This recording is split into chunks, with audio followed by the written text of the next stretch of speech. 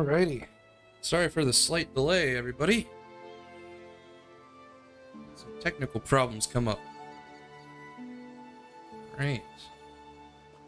Starting things off where we left off yesterday.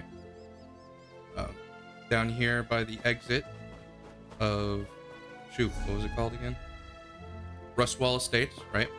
Or sorry, not yesterday, last week. What am I talking about? So I was talking last week about going up towards Trader's Luck Way Shrine and taking that route to get to Ellenglen. But after the end of stream last week, I did notice that if I go this way and kind of wrap around to the west,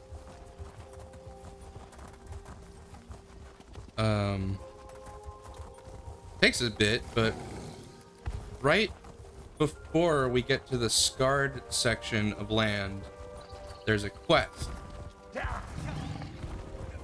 And I figured I'd do that since I'm here, and I probably won't come back down here. There you are, finally.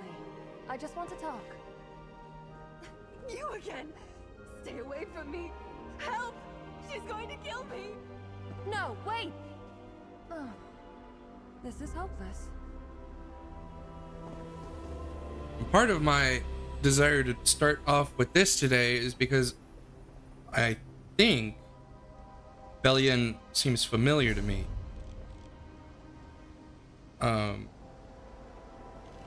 Well, that, and I might as well get the lumber camp out of the way, because I did get the daily quest for that done between last week and today.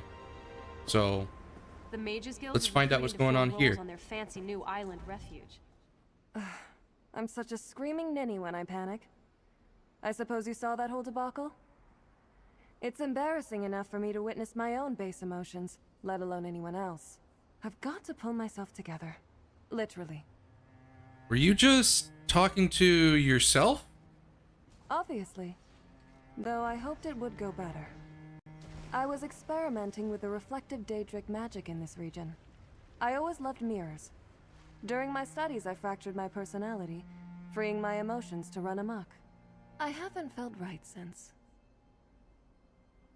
I'm sure you haven't. You said you fractured your personality? How does that work? Must I repeat myself? You saw my fear earlier. I don't miss my stupid whims, but I'm not myself without my facets. They're running wild, and now they won't return to me. Maybe a stranger could convince them to come back. I'll make it worth your time. Sure, I'll convince your facets to return to you. I wish I didn't need my petty emotions. They only cause trouble. I'm still linked to my facets. I sense one near a river south of Skingrad. It's probably my despair. I can be rather dramatic when I'm in a doleful mood, and the water is comforting. I have some questions. Of course you do. Let's get on with it then. I'd rather not drag this out any longer than I have to. Although, at least my despair isn't likely to run anytime soon. I tend to wallow when the mood strikes. What caused your personality to split? If I knew the answer to that, do you think I would be here?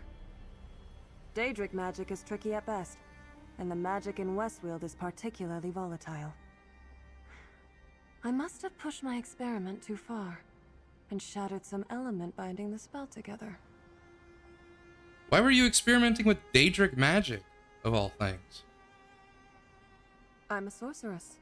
Daedric magic is just a tool, like a hairbrush or a dab of rouge. I was creating a spell to expedite my morning routine. Mirror magic is more powerful here. It was going swimmingly, until the mirrors shattered, and I did too.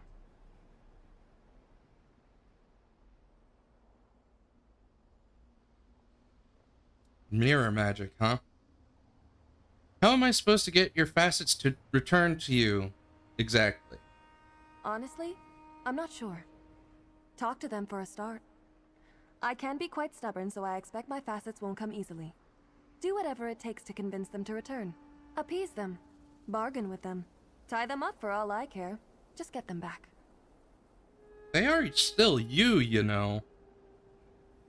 They probably won't appreciate things you wouldn't appreciate unless you would appreciate getting tied up, in which case, I'm not sure I need that information.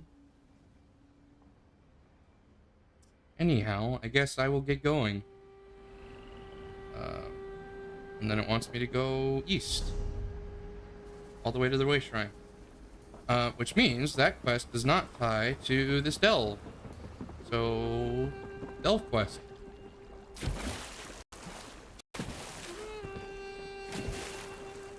If I can get there.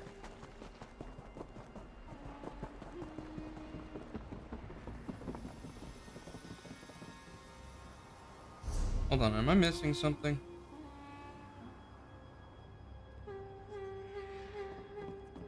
No, doesn't seem like it at least. Curious.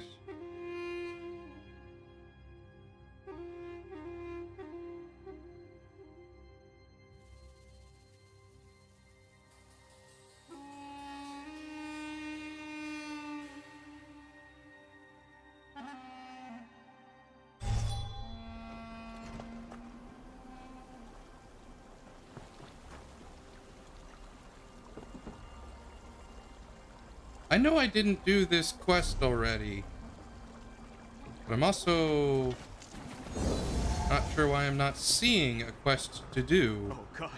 Did Haldane make it out? Quiet. We can worry about that later. If he's dead, I don't want to join him. Any chance you can tell me more about that? Don't go in there unless you can fight. I thought I was handy with a blade, but I took a claw to the leg. Now I can't even limp out of here. I knew something like this was going to happen. What is this place? A lumber camp. Haldane told us that if we could just get the camp established here, we could take advantage of the new jungle and supply enough wood for the Weald. Maybe the whole of Central Tamriel. Look where that dream led us. Okay. How about you, Falvius? We're so close to getting out of here, but I'm not sure we're going to make it. I don't think we're the last ones left alive, though. Oh, gods. I hope we're not the last ones. What happened? Tree creatures and animals attacked. It was awful. They came out of nowhere and started killing everyone. You're the first thing we've seen that hasn't attacked us since it started. This camp is cursed. We should have left a long time ago.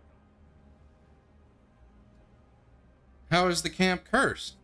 Strange things started happening weeks ago. Strange animals coming close to the camp, angry wood elves cursing at us. Some of the loggers left, but we thought they were being cowards. I wish I went with them. Okay then. Maybe this Haldane character is deeper in.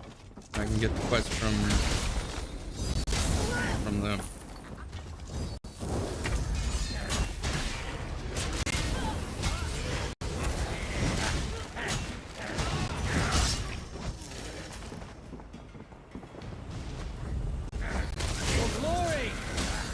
It's nice to see them putting these Spriggan creatures to good use, and they're not just ground store things. For Camp Colonel 1.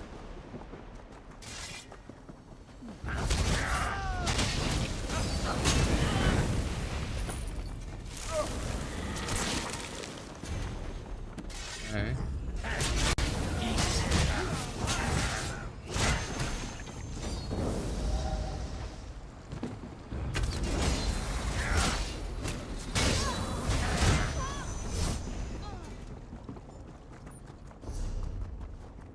Well.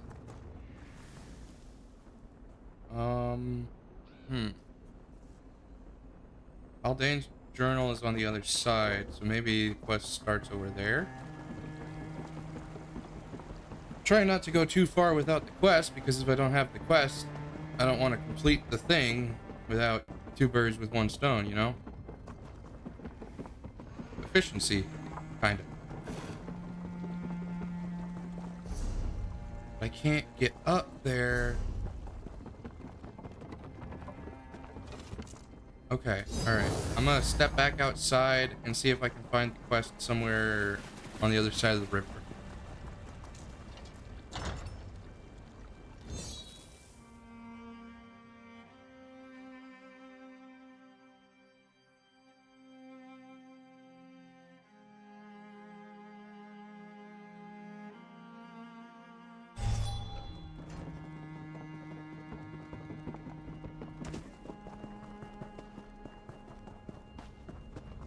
Alright.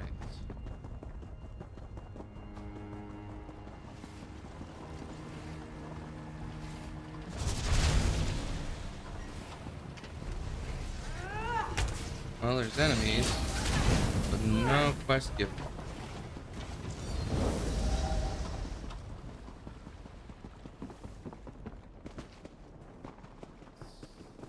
Okay, let's see if I crawl up to the top of the hill. Maybe there's something up here.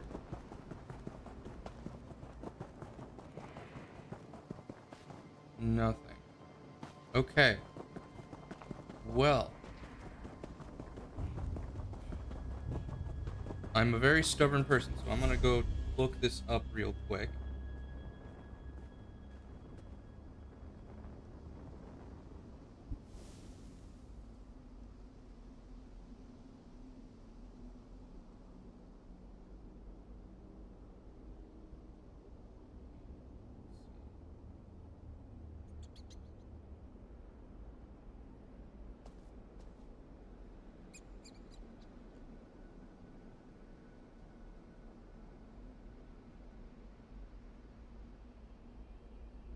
Appointed executioner or executor is the quest.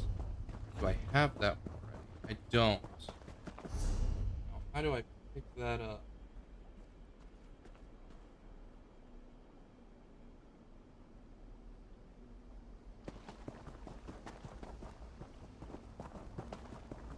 Maybe it's... Yeah, I don't know. It's weird.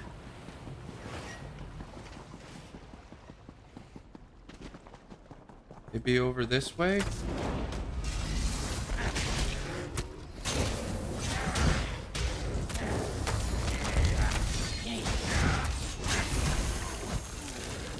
The day is ours. I'm gonna check the map real quick. Appointed executor.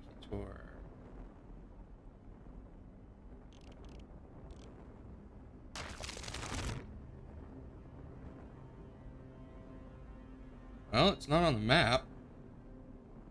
So it must be in the... Yeah, it has to be in the delve. If it's not on the map, well, I say that. I'm not sure the add-on has all of the quests. Correct. There's nobody outside the camp who gives it.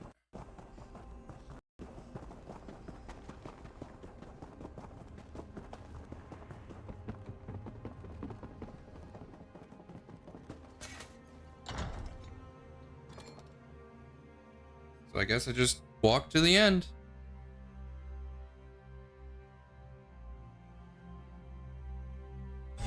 Might as well clear it while I'm here, you know?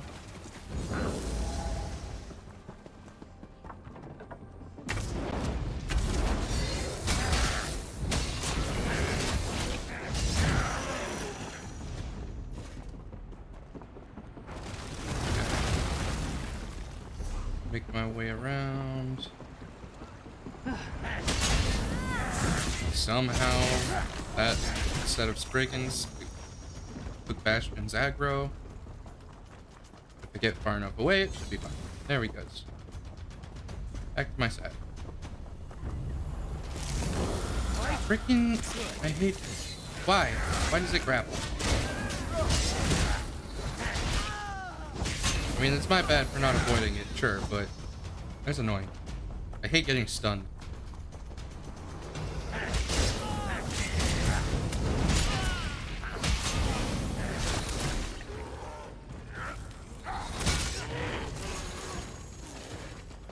Courage brings victory.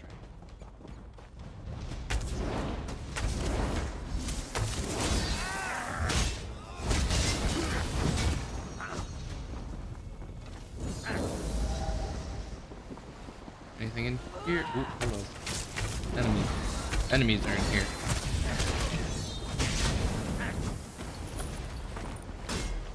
Dang it. Oh, come on.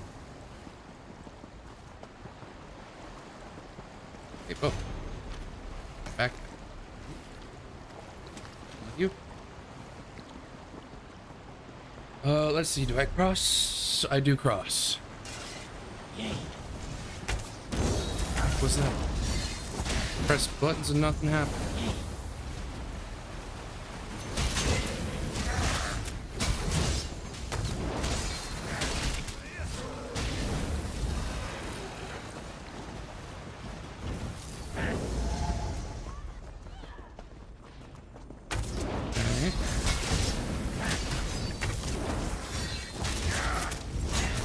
Still seems like just one big circle. Oops, sky shard. Saw it out of the corner of my eye. Yoink.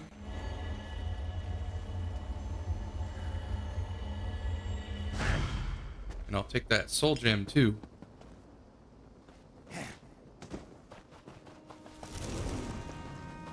What the heck? Wasn't there a second ago. All right. Big boss should be somewhere nearby, I think. Maybe? Not sure.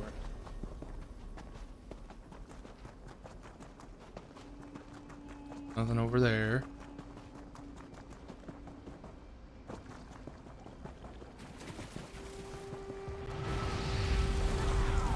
Ooh, aggression of root.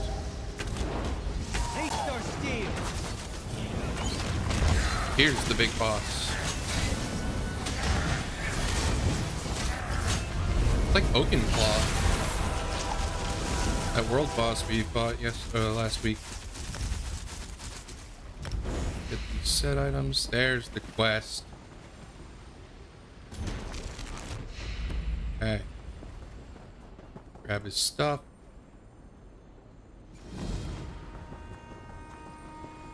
I should probably read the journal, seeing as it's a quest item. Okay, Haldane's journal. There's not much for it. I won't make it outside, and I certainly won't live to hear the sounds of the market in Skingrad or breathe air that doesn't taste of tree sap.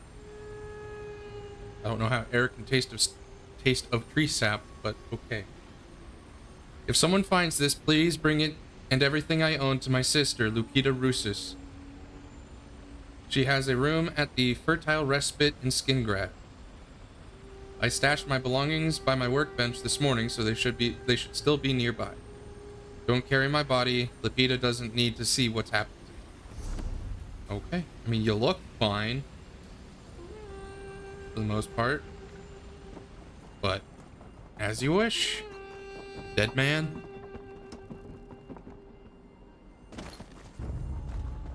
Bear scratching its back on a post. I think that might be too too smooth for it to work. Because the reason they rub their backs against trees is because the bark of the tree is so irregularly shaped that it works for scratching. It's like rubbing a smooth stick on your back if you just do it with a worked post.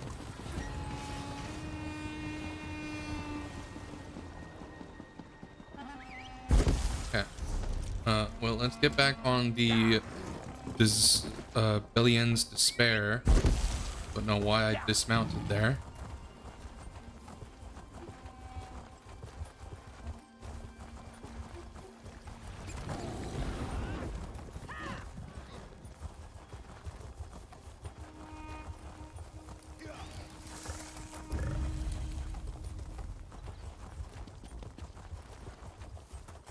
Bit backtracky to get over here, but baby steps, right? Okay, and we're back where we started. Now to continue onward.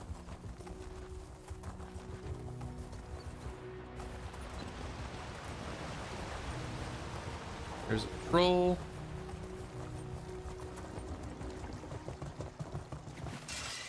Her despair should be. Oh, there it is.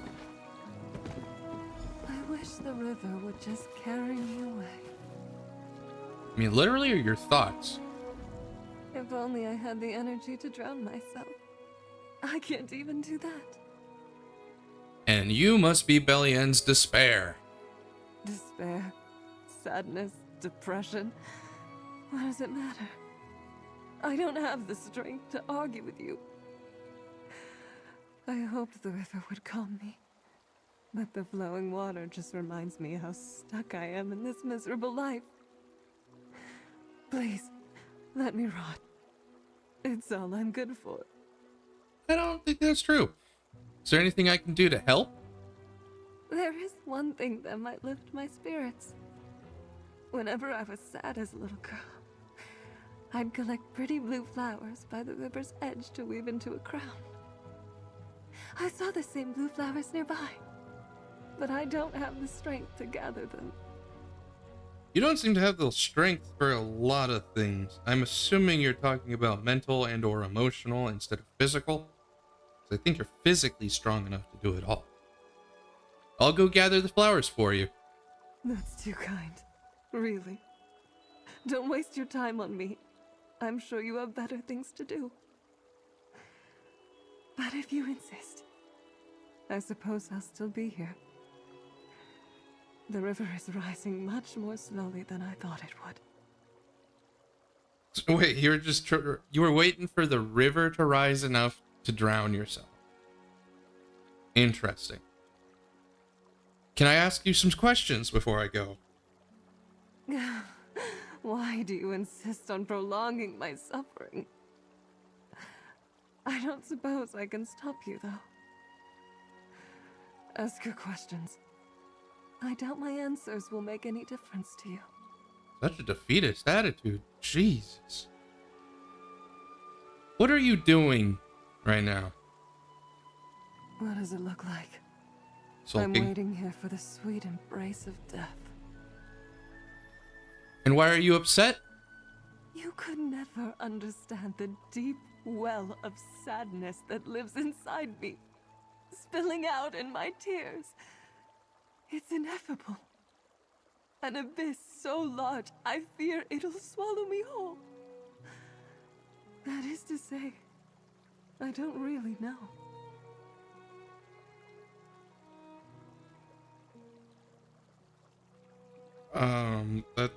Okay. Interesting. I'll go find those flowers then. Which are across the river.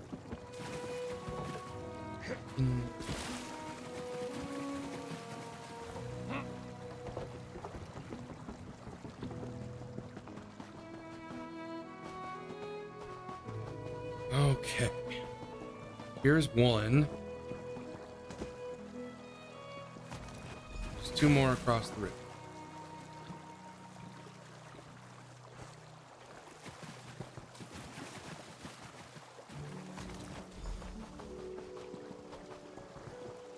What? The other one disappeared. Rude. Okay. Guess I'll grab this one then.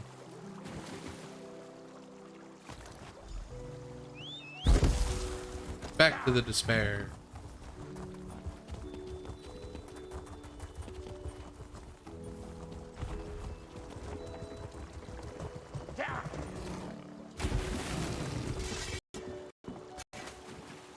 Talk to me. The flowers by the river's edge are so pretty. Maybe my tears could help water them. Oh, but they're so far away. I gathered the river flowers you asked for. You did that for me. Maybe there is still some kindness in the world. Ah, these blooms are beautiful. The dark clouds in my mind are parting a little. I feel lighter. Well, that's good. Your primary self is looking for you. I know. I just haven't had the strength to return before now. Maybe reuniting with her would be nice. Less lonely. I believe that's the idea. She understands you like no one else can. That's true. I felt incomplete this whole time. I need her strength to help me shoulder the burden of my sorrows. Thank you for your kindness, stranger. I'm ready to go home.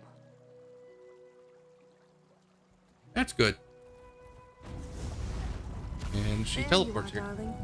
Let me share your burdens. Please. I don't want to be alone anymore.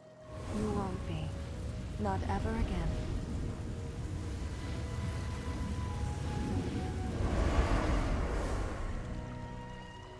Okay, which one's next? I feel so heavy all of a sudden. Okay. I mean, oh, that's true. If your only emotion you have is despair, it would make you feel that way. Good work. That's one less facet to worry about. How do you feel? I feel sad. Oh, it aches. What's this pressure in my chest? I can't stand it. Anxiety? What can I do to help? Please, return another facet. There's one nearby. It feels boisterous. My delight, maybe. I need more than despair. It's overwhelming. I always liked celebrating at Stone Chip Tavern in Ontis. Check there. Now, I need to lie down for a bit. Hold on, it's nearby, but it's at Ontis? Ontis is all the way over here. That's not nearby at all. What the heck?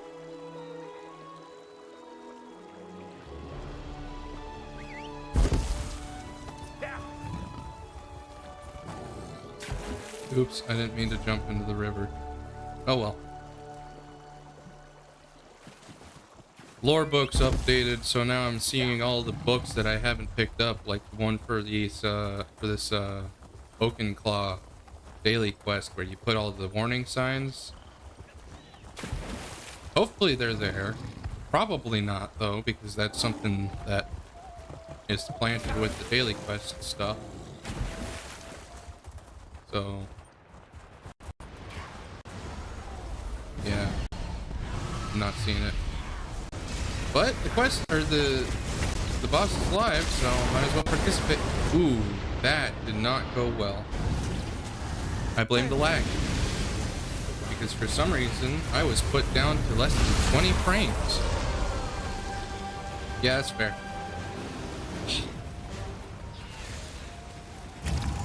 Okay, maybe, just maybe, there's a post down here that I can read the bulletin from.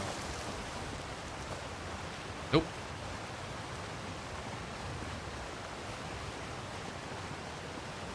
That's interesting.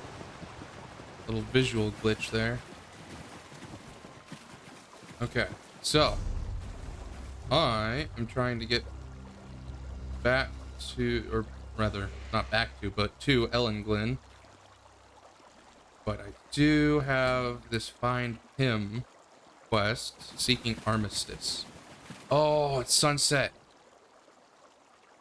It amazes me how orange this place gets when it's not midday or at night.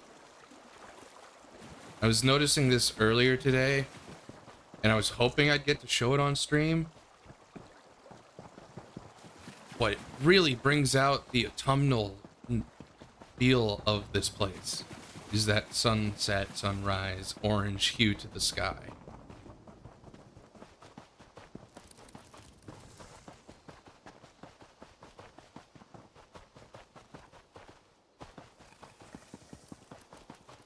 Okay, where is this Pym?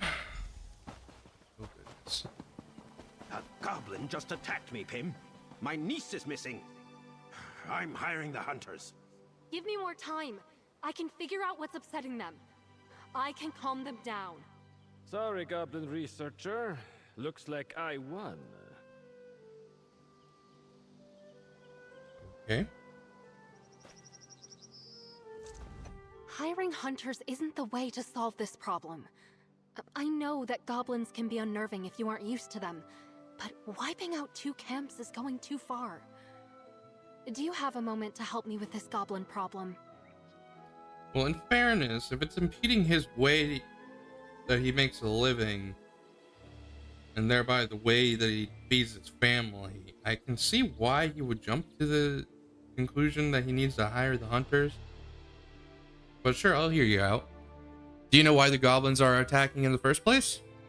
These goblins are more aggressive than usual. It's almost as if they're getting ready for war. When goblins fight, they make trouble for everyone. Goblins aren't stupid, though. They wouldn't get this aggressive without a cause. I mean, the relative stupidity is probably a matter of opinion. Because I haven't met very many intelligent ones, to be honest. If warring goblins are so dangerous, why not let the hunter handle it? If searching through a few goblin camps to see what's upsetting them is all it takes to stop a tragedy from happening, I'll do it. Come with me? There's a bitterfish camp not too far. I have some funding left over. You can have it if you help. Lady, I appreciate your willingness to avoid a quote-unquote tragedy. I'm pretty sure at some point in one of the Alliance storylines, we basically wipe out a goblin tribe, so I'm not really sure you're preaching to the right choir here. But sure, I'll help you find a way to calm the warring goblins. It's useful information at any rate. It'll be hard to miss the Bitterfish's camp. It's just west of here. Look for the campfire. Or walk until you smell fish. Watching the goblins and studying their mannerisms would be a lot easier if their camps didn't smell so strongly. Was that what that goblin camp by the river is for? What do you expect to find at the Bitterfish camp? I'm not sure, really. Signs of a struggle? Maybe a disturbance of some sort? It takes more than you think to get an entire camp this angry, let alone 2. I'm familiar with this Bitterfish camp. I should be able to tell when something's amiss. How familiar? And how do you study goblins, exactly? Same way you study anything else, I guess. I keep my distance and observe the goblins from afar. Sometimes they get comfortable enough with my presence that I can move closer. But I never disturb their lives or interfere with what they're doing. How are we going to be able to stop the Goblin War without disturbing them, though? What we'll be doing won't strictly be research. We'll be intervening for a good cause. This time, we'll make our observations and inquiries from within the Goblin camps. Hopefully it doesn't interfere with my research's integrity. It probably will, honestly. But let's figure this out. Whoa, hold on, where is that? Why is the Bitterfish tribe not next to a body of water? Do they go out hunting for fish? Keep your gold, Octavius. My friend and I are going to fix this. Do what you have to, but don't blame me, Pym. Yeah, I'm gonna grab this chest real quick because it probably won't be here when I get back. Alright, to the Bitterfish camp. Oh, I can see a tree, turret, I guess? Try not to call too much attention to yourself. I don't want to stress the goblins more than necessary.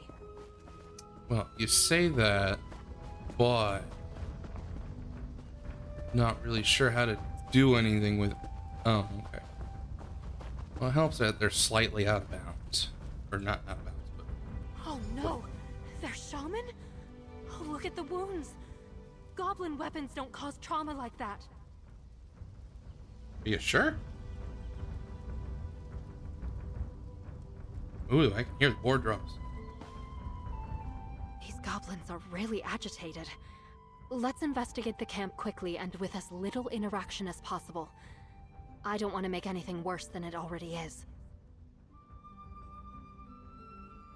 Yeah, I'm not really sure how well that's gonna go, but I'll try. Gotta wrap around a little bit.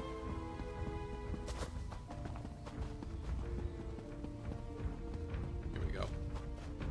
Empty shrine. Normally there's an incredible totem in this shrine. Where is it? Goblins never move their totem. The missing totem and the shaman. It's all so horrid. But we should talk over what we found.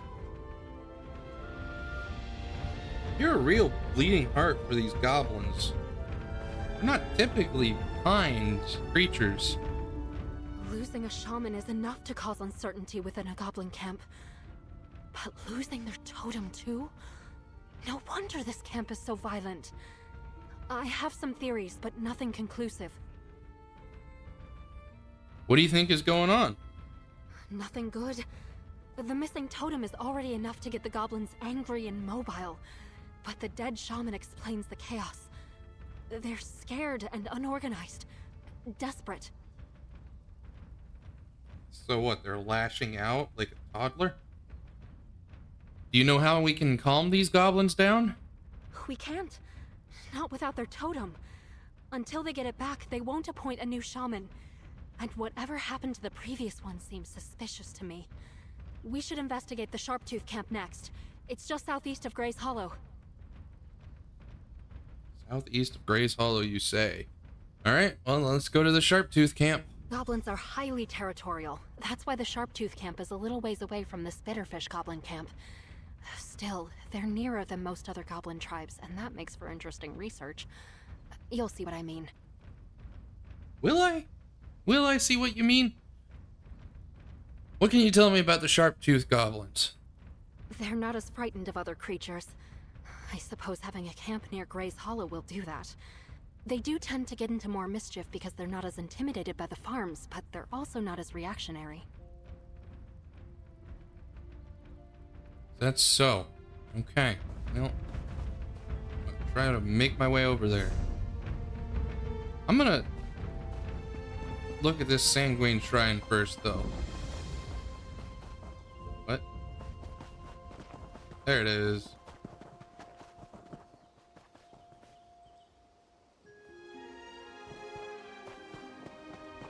They need to have more of these. They probably will the next time they expand Cyrodiil and put in that last section.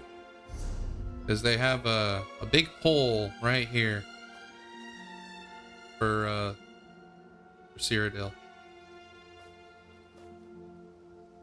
That big hole. I mean, some of it's going to have some Black Marsh in it because it's going to be right next to Shadowfen, but...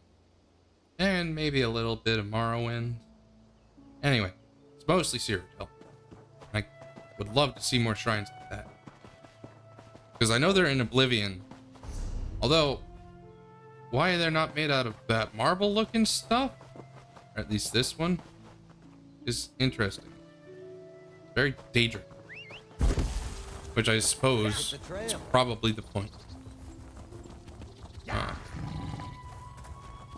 Oh, it's not in here. It's on the backside.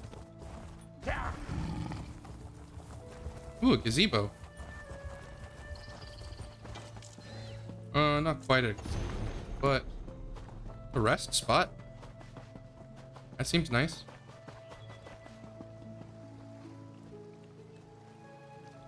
Oh.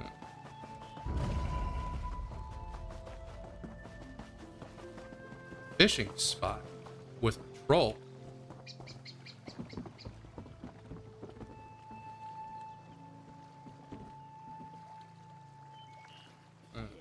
Okay.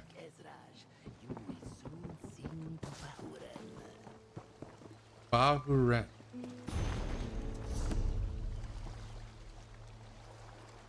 Jeet.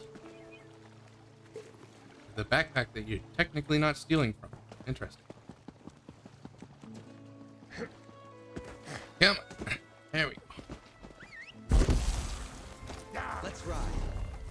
try. How far am I going? Why? Okay. I think they might have misnamed these goblin tribes, because the bitter fish should probably be the ones where the sharp tooth are.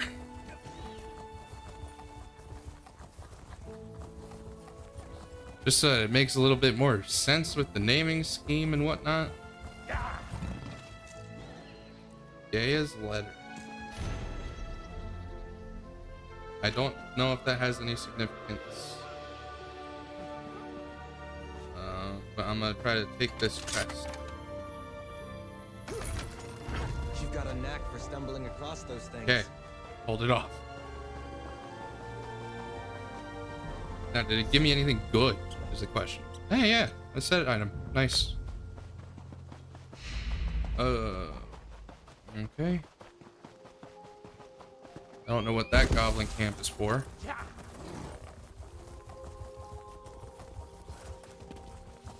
Ooh. Trying to get the point of interest, thank you very much. There we go. Oh, that's probably okay. I think I understand. Both of those two tribes, the Sharptooth and the Bitterfish. I scouted around and the goblins look agitated here too. Let's see what we can find.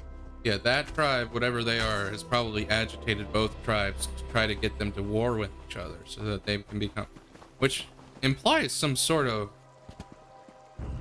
beyond goblin knowledge. You say too badly. I have to kill them, otherwise they keep attacking me. Okay, Sharptooth Shaman. Oh god, not here too. The totem is gone and the shaman is dead. Oh, it's all in one place this time? Rusty knife. What could that tell us? A rusty knife? It's not one of the goblins. See the handle? Much too big for them. This can't be coincidence. Hello? Is someone there? I need help. Bella?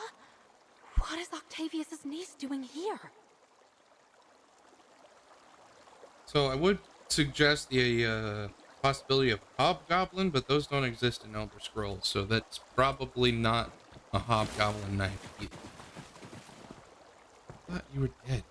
Anyway. Crap. Thank you. Did I hear you mention a knife? Can I see it? Your priorities are strange, lady. Pim always talked about how dangerous entering a goblin's camp was. I was trying to stay away from the goblins, but I guess I should have been looking to stay away from the traps instead. You found a knife. Can I see it? Probably best to stay away from both the goblins and the traps. Pim doesn't think the knife belongs to the goblins. Don't know what insight you can provide about it, though. She's right. It doesn't. This is my family's kitchen knife. What? My uncle said it was missing just the other day, but goblins don't steal knives. Especially kitchen knives. Then what is the knife doing here? I don't know. This could explain why the goblins are encroaching on the farms more than usual. Maybe the sight of the knife or the smell of it is turning the already angry goblins against the farmers. Yeah, I was thinking scent as well, so I was gonna go along that line. Okay, but why are you here, Bella? I realized I just couldn't send strangers into a situation I was too scared to be in myself. But you I already didn't did. get very far, though. Stepping on that trap was stupid. But I'm glad I was here to identify the knife for you.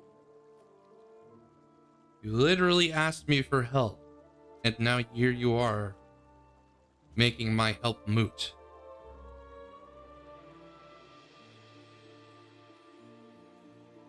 What?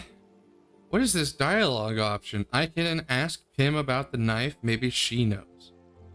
About what? Bella just identified the knife. Where's this gonna go? Finding the knife we planted won't change anything, Pym. Okay. You stole the knife? Why? Ask your precious researcher. Her work is very enlightening. My work? Oh, adventurer. I think I know what he's doing. Okay. Enlighten me. My last publication was on the past major goblin wars. What started them, the factors and variables that drove all these different goblin tribes to war. Yern Ten is recreating the exact conditions of Bone Cliff battle. For what purpose? What happened at Bone Cliff Battle? There was a rough few seasons. 2 camps lost their shamans to sickness while flooding destroyed their totems. Neither tribe left the battle with enough goblins to support their camps. The only thing Yern Ten introduced to the tale is a knife. So what? Framing the farmers as the culprits of the destruction? Bella said the knife belonged to her family. Which explains why the goblins were so hostile to the farms. Yern Ten doesn't just want the goblins to be violent, he wants to be paid. Yern Ten must have the missing totems. Or he hid them somewhere. How do you know? Because he wants to lure the goblins to his hunters. They won't be paid unless the goblins are dead. And Yern Ten is lazy enough to devise a plan to get the goblins to come to him. I think Octavius let the hunters camp in Gray's Hollow. I mean, most of those circumstances I would be inclined to agree about the whole laziness argument, but in this case, with how many goblins there are, I think it's probably the smart option. Alright, let's go to Gray's Hollow then. I'm trusting you to deal out justice for the dead goblins. I'll meet you at Gray's Hollow. Hold on, there were goblins at Gray's Hollow then. Or, not then, though. So if the hunters are at Gray's Hollow and the goblins are at Gray's Hollow... What? You have to get the totems back. Nothing else will stop this violence. Okay. I've never seen goblins so agitated. I hope it's not too late to return the totems to them. I'd hate to have to write up this incident as a tragedy. Not if it can be stopped. I mean, now that you have evidence, you could write about it. Probably won't get too much more work if he found out that he does that kind of thing. Not very honorable and all. You'd write about this? Or she'd write I about think I'd have to. If we can resolve this peacefully, then others may need to know how we did it. Goblins are reasonable creatures, even in this state. If I return the totems, that might end this whole ordeal. Would you mind retrieving them? I mean, they are pretty reasonable. You aren't coming with me, though? I don't think I can bring myself to attack a goblin. I'll only slow you down in there. I'll meet you on the western side of Gray's Hollow when you're done. I probably shouldn't stay in one spot for too long. Okay, but what do the goblin totems look like? The Bitterfish and Sharptooth goblins have well-documented totem motifs. Both will have skulls in a place of prominence. Bitterfish totems are taller and incorporate feathers, while the Sharptooth totems are shorter and very clean. I was gonna say, you say they're well documented, but I have no clue. It's good to know, though. And just on a side note, holy Durzog skull pile, Batman. Okay. I'll meet you on the west side of Gray's Hollow when you have the totems. Good luck. Oh, okay. Goblin hunter didn't mean hunting, or rather, it didn't mean a goblin that is a hunter. It meant a hunter of goblins. Today will be ours. I suppose that makes more sense.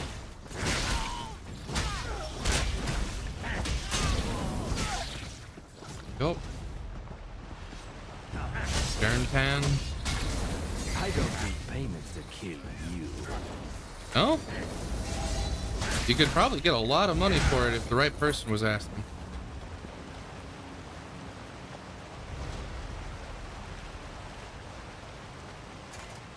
Very interesting totems.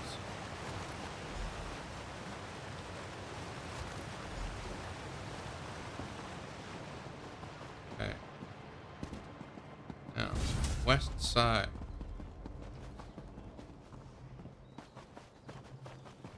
Oh, if only I could climb the ladder. Over here. Rude. If only I could climb the ladder. But no, I have to walk around. Thank the eight. Hand me the totems. The sooner I can return them to the goblins, the sooner this mess is over. Here are the totems. Thank you. I hope this works. I was making good progress earning these goblins' trust, but Yerntan's actions might have ruined that. Well, there's only one way to find out. Best of luck to you. Here they come. Don't attack them. Wasn't gonna. I did not take your totems, but I am returning them. So please, stop.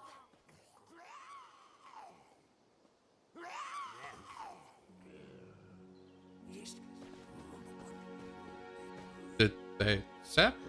What? Did you see that? The displays of aggression just disappeared. Oh, they're calming down. I don't know if they'll attack either of us on sight anymore. Oh, this is impossibly exciting. The uncertainty is exciting to you. Can you tell me what happened? I think they trust me. This is such a breakthrough for my research. See how they're not attacking us? That's proof that they're not hostile anymore. I couldn't have done this without your help. Thank you. Please, accept this.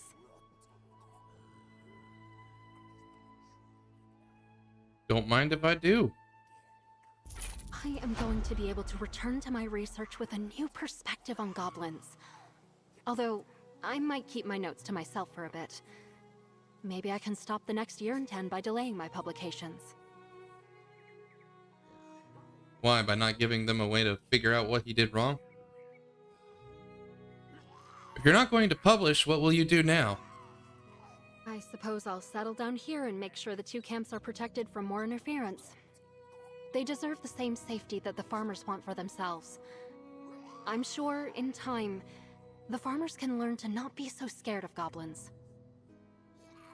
Honestly, that might take a bit, but honorable pursuit. Or maybe not honorable, but noble. A noble goal. Do you think the farmers can learn to live with the goblins? The thing you just said that you hope they can do? Between Bella and I think we can get Octavius to change his views. He'll help us with the others. Everyone was too blinded by their fear of the goblins to see Yerntan for the crook that he was. We can change that. Well, I mean, he didn't exactly make himself transparent about it, so it's not just the farmer's fault. You seem confident. I am. Like I said, the misunderstanding here was fueled by fear. But there's nothing to be afraid of anymore. There are other places in Tamriel where goblins and humans coexist. It's not impossible. I suppose that's true.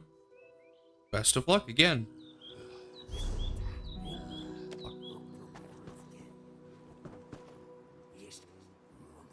Goblin Ambassador. Him. Him, the Goblin Ambassador. Kind of fun.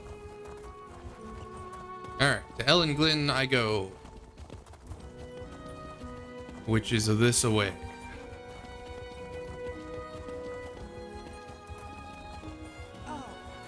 Oh! Traveler! Can you stop? I'm very lost. And a bit whoopsie. Are you now? Oh, hello there. Where are you and who are we?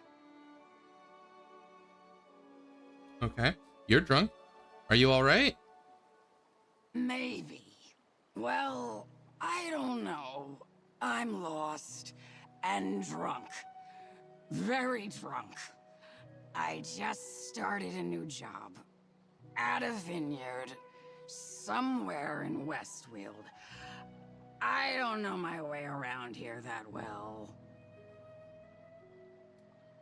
Which vineyard? The one with the grapes. They give you a few bottles when you sign on. I thought Westfield wine would be piddly, like elf wine. Let me tell you, it's not. So, which way should I go to get somewhere? Anywhere. Preferably the vineyard. I hope you're preferring the vineyard so that you can either get to work or something, because I don't know if showing up drunk is really the right move. But I know where there's some vineyards, he says, not having explored a whole lot. Great. Yes. Tell me. I've got work in the morning. Don't want to be late. Fair enough. Sleep should help with the hangover too, that you will definitely have. Follow the road to Skingrad. Skingrad? Who is Grad and why are we skinning him? Oh, you mean the city of Skingrad. Right. Off I go. Are you not a city orc? I thought you were a city orc. What's this skinning business about? Try not to fall on your face. I hope I remember all this in the morning because you're my new best friend. I love friends so much. Okay, and that's a quest, so I will stop by there on my way back from Ellenglen. Before I hit Ellenglen, though, I am going to go to this point of interest and claim that Sky Shard.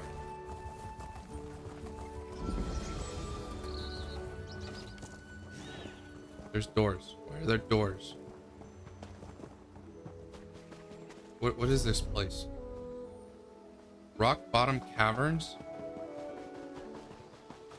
Is that actually a place in Oblivion?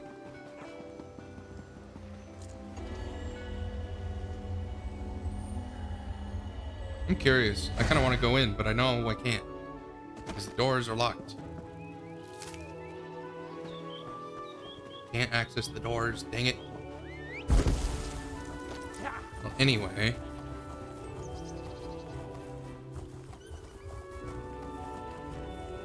I have arrived at Ellenglen at last. The statue of Ariel. I think that's Ariel. I don't know. Hello, Laramil. Welcome, Proxy. Let us speak before we go inside. Alrighty then. Let's speak indeed. This is Ellenglen, an Ayleid ruin. I expected to find the recollection here, as they have been searching similar ruins throughout the area. They did not disappoint. I sense an aura of Daedric power as well. Perhaps that aura drew them here. Very much perhaps. An aura of Daedric power? Can you elaborate? Indeed. I sense an ancient Daedric shrine in these ruins, although I have no idea which prince it honors. If we find the shrine, we may uncover the recollection's purpose here. Do you still have the Econyr, Proxy? But of course. Yes, do you think we'll find memories in here?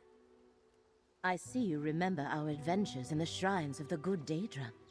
I believe we may find important memories for the Econyr to reveal here as well. Watch for places where it can show us something, Proxy. Alright, I'll keep it handy. Between the recollection and the dangers inherent in most ruins, I suggest caution. My research revealed that Ellenglen contains a maze filled with deadly traps. We must reach the heart of the maze to find a way through. I am ready when you are. Fun, a maze. Kind of like the Labyrinthian or that one maze in that High Isle public dungeon. Tell me more about the Echinir if you can. Hermaeus Mora knew he could not completely erase all knowledge of Athelia from the world. He locked away his own memories of her in glyphics hidden in Apocrypha. He created the Echinir to reveal any lingering memories of the Forgotten Prince. When did you get it?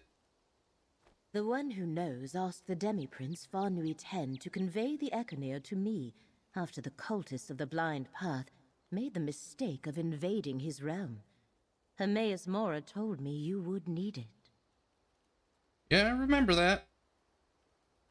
What else should I know about Ellenglen? Ellenglen, an Ayleid ruin, most likely a temple or monastery. As you can see, little remains above ground. The vaults below are more extensive, or so I have read. Adventurers report dangerous monsters and traps within. Those who survived, anyway. Well, that's slightly ominous. Can you tell me anything else about the Ayleids? I am hardly an Ayleid scholar. I know they were called Wild Elves, and they established Tamriel's first empire. Their city-states were spread across much of this region, but their empire fell during the First Era. Much about them has been lost. Worth a shot. Why would the Recollection be interested in Ayleid ruins? Many Ayleids worshipped Daedric princes. Athelia may have been among them. When the Recollection began to remember Athelia, they remembered her as their god. I think they are searching for shrines to Athelia. Mere speculation, but a logical guess. Logical, sure, but would these shrines even still be around? I want to know more about the Recollection. What can you tell me? From what I have determined, they are a secret society with a keen interest in ancient ruins. The revival of an Ayleid cult, perhaps. Our ally Baragon knows more. He recently tracked them to West Weald and has been looking into their activities. What does the Recollection want? Baragon told me that the group was initially formed to seek out something missing in their lives. It seems clear now they were looking for Athelia, even if they did not know it. Now that Athelia is free, their actions are becoming more conspicuous. At Rustwall, I learned that the Recollection is working with Daedra, a Shard Marshal Vargas. Shard Marshal Vargas? I am not familiar with that Daedric rank. We know they assisted Torvasard in his quest to remember the Forgotten Prince. Perhaps this Vargas is also connected to Athelia. No matter. It is evident we have more to learn, Proxy. Indeed it is. Let's get going.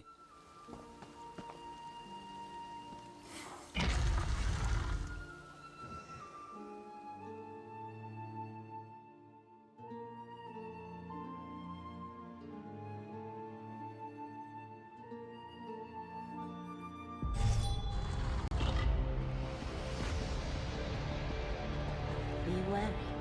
If I sense the presence of Daedric power, the Recollection likely noticed it as well. Wary I will be then. The threads of fate reveal nothing to me. I cannot perceive them here. But the Daedric power I sensed outside is even stronger now. I am sure there must be a shrine below. We must press on. Okay. You sound much more confident about it this time.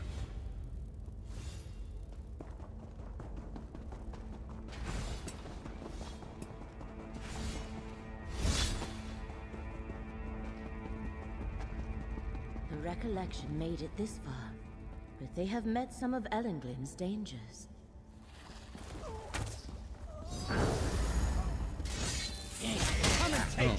Apparently these wasps are included in those dangers.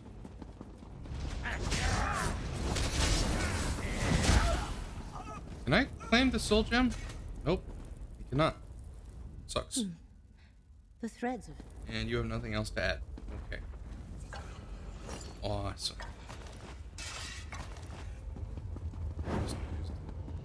something I didn't want.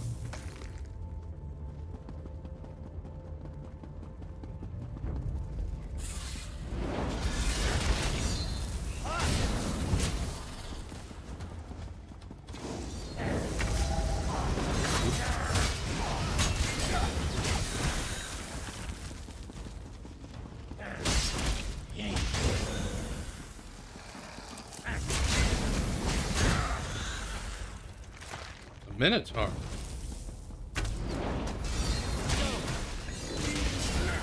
Heck you doing here, big guy? Face restores your strength. Okay, nothing special so far. Did I take a wrong turn? I think I took a wrong turn.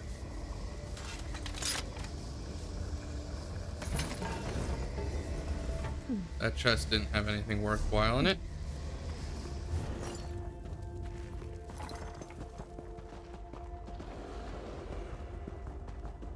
Yeah, I took a wrong turn. Oh, 'cause I'm supposed to go down, which is part of that Minotaur was there. I see. Wasp nests.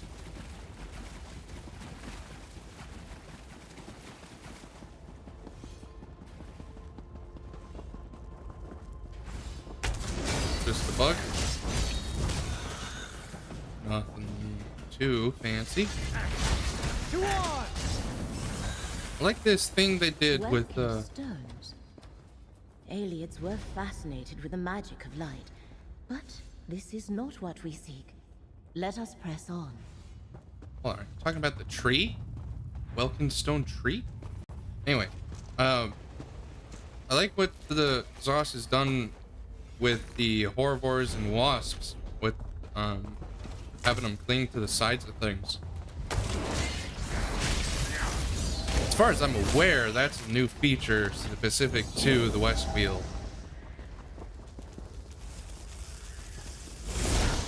But hopefully we'll see more of that.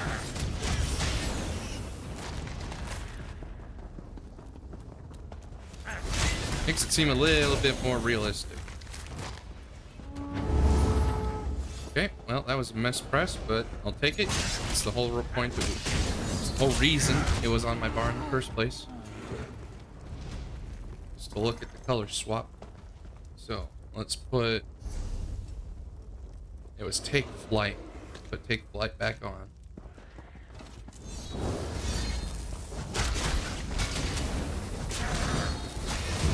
How did bears even get in here?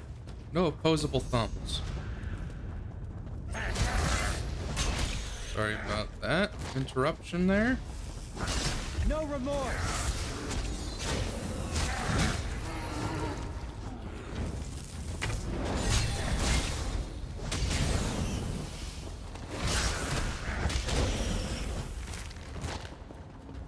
There. Whoa. The maze is below. The way to Ellenglin's shrine lies through the heart of the maze. We call that a shrine. That's a big tree.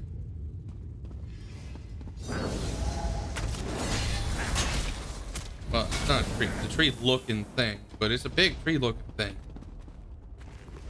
You have anything more to add? No. Okay, just do the maze then. Not only a maze. Careful. The aliens were practitioners of necromancy. Yeah, apparently poison gas too.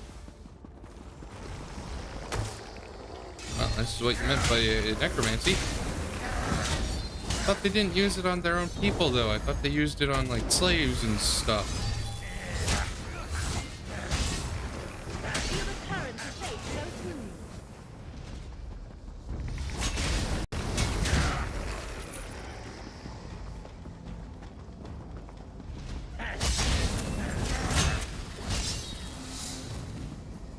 There's always something new to learn. Sweet, new champion point.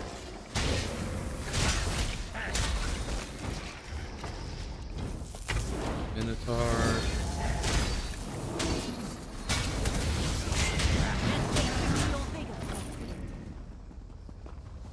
Well, The chamber to the north should be the heart of the maze, but it seems we must find another entrance. Can I unlock it? I don't have the item needed for this. Fine, be that way. Can I unlock this one? No. Which means I have to go around.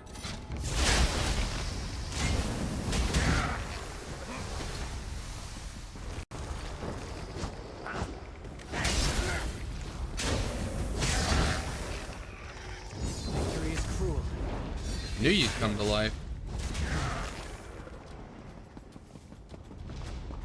Oh, this one's a dead end. Just attacked an innocent Minotaur, minding his own business. Oops.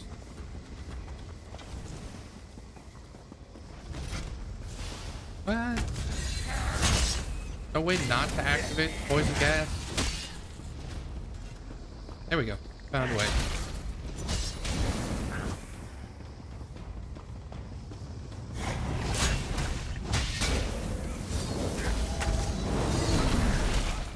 Ooh, goodness. That was quite the lag. Oh, good 2 seconds.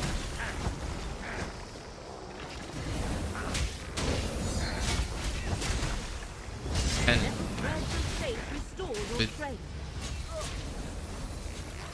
were these alien soldiers?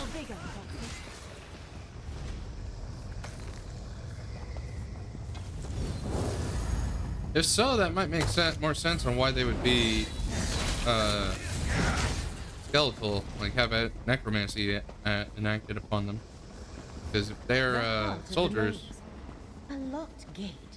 Be a lot we must find better. The key, Proxy. Or Sul Tumhoof. You're new.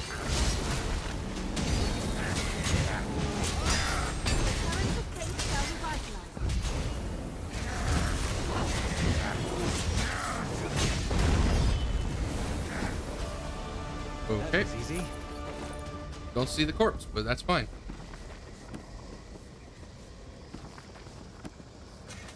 I'll take that key.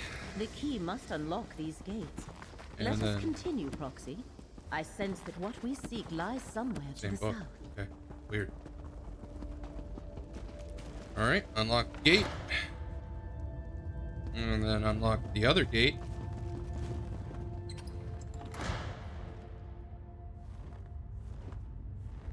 Huge ramp. That's quite steep.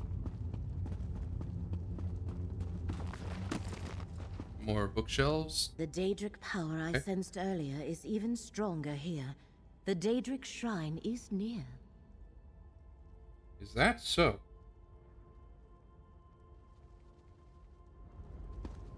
Bookshelf. There we go. Goodness. Is that 3? No, it's just 2 Minotaurs. One's dead.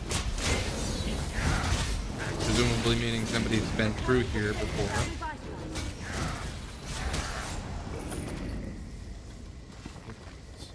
I don't know why I'm so laggy The today.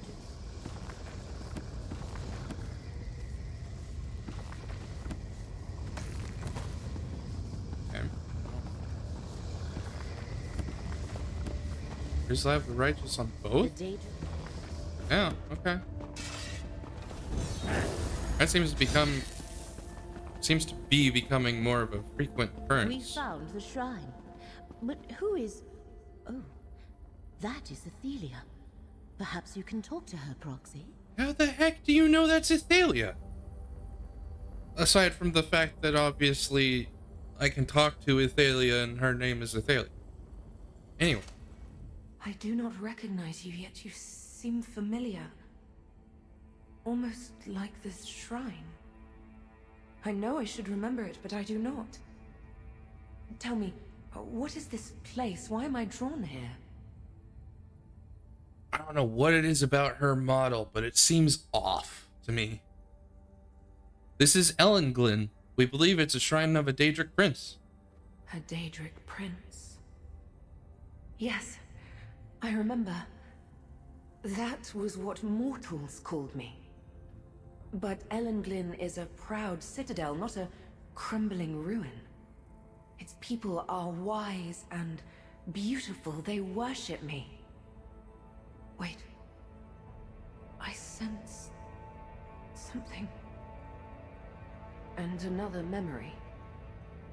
Hermaeus Mora. Well, you did not say that name with very much glee or pleasure, so I'm guessing you know what he did to you. Are you sensing the Echenir? Perhaps? The Echenir. Yes. That is what the Abyssal Cephaliarch called it. A clever little device he wrought to find and remove things that belonged to me. Thoughts, memories, truths he did not want anyone to know. Show me. I wish to see what it reveals. Okay. Don't know how I feel about helping the Daedric Prince we're here to get in the way of, but I'm not sure about this, but I guess I need to see the memory too. Can't stop you from being around. Sorry for that spin. Let us see what Mora told. You risk everything, Aethelia. You must forsake the many paths. You seek to diminish my prince. Why should she agree to such a demand? To preserve reality. Her willfulness threatens all of existence. You let your fear control you and foresee an apocalypse that will never be. Depart, Mora! Aethelia disappeared as soon as the memory ended. Let us speak outside. Maybe she's agitated? Depressed? Emotionally volatile in some way? Could be any number of reasons why a Daedric Prince would up and disappear. Is there a bookshelf?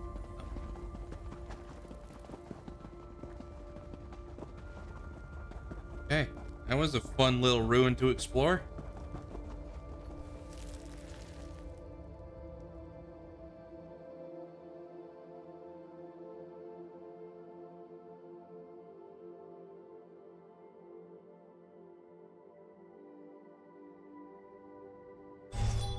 Let us review what we saw in the ruins, Proxy. Indeed, let's. Now it becomes clear. The recollection also seeks Aethelia. They hope to find her visiting places she once knew, just as we did. Yet Aethelia seems confused. I do not think she has fully regained her memories or truly understands what happened to her. Definitely seems that she does not. What did you make of the memory that the Echenir revealed to us? I believe we witnessed the moment Hermaeus Mora first confronted Aethelia about the danger she posed to reality. And we saw that she refused to heed him. It is a hard thing for any creature to change its nature, especially for a Daedric prince. Yeah, it's kind of their whole thing, is to be what they embody. But what's our next step? One more piece of the puzzle remains, Proxy. You still need to investigate Ostermere. Determine why the threads of fate there are frayed. When you are finished, find me at Baragon's townhouse in Skingrad. Okay. Then I guess it's off to Ostermere.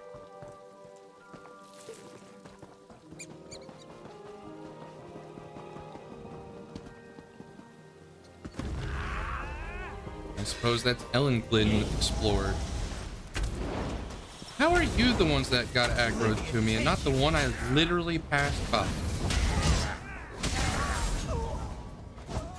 Whatever.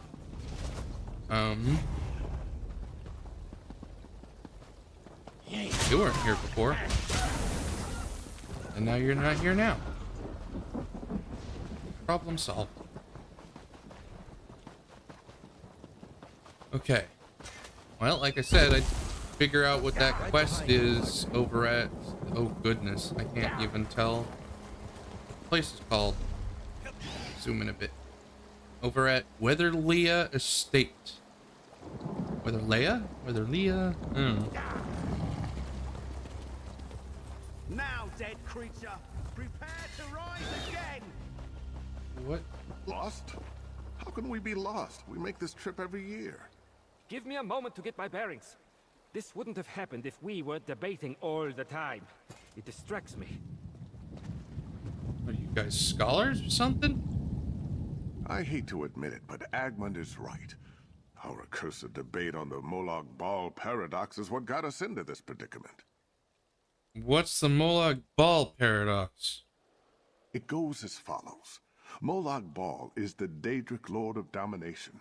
He always opposes the wishes of others.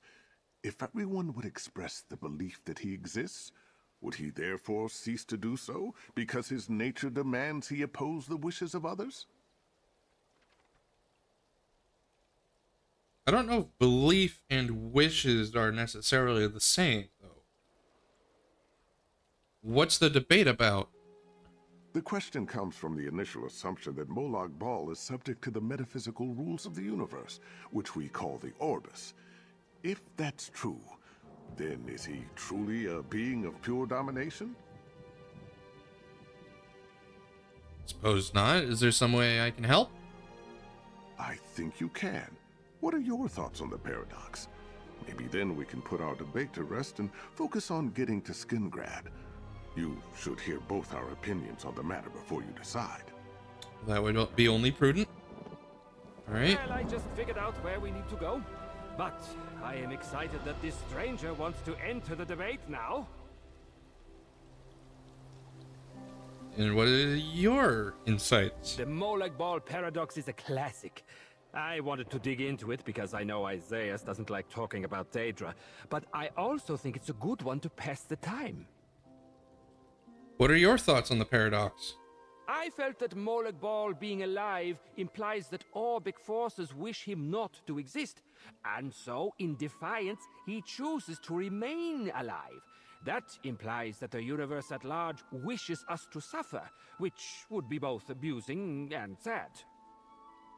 Okay. And your Speak to Agmund and hear his argument. I'll share mine, then give us an outsider's perspective. What are your thoughts on the paradox? Because Anuic and Patomaic forces simultaneously defy and support Molag Bal, he both simultaneously resists and submits to the will of others. This then means Molag Bal is either not completely dominant, or is not completely real. Okay, I have some thoughts. Please, let's hear them. Maybe then we can finish our pilgrimage. There's a comfy inn and a bottle of wine waiting for me in Skingrad.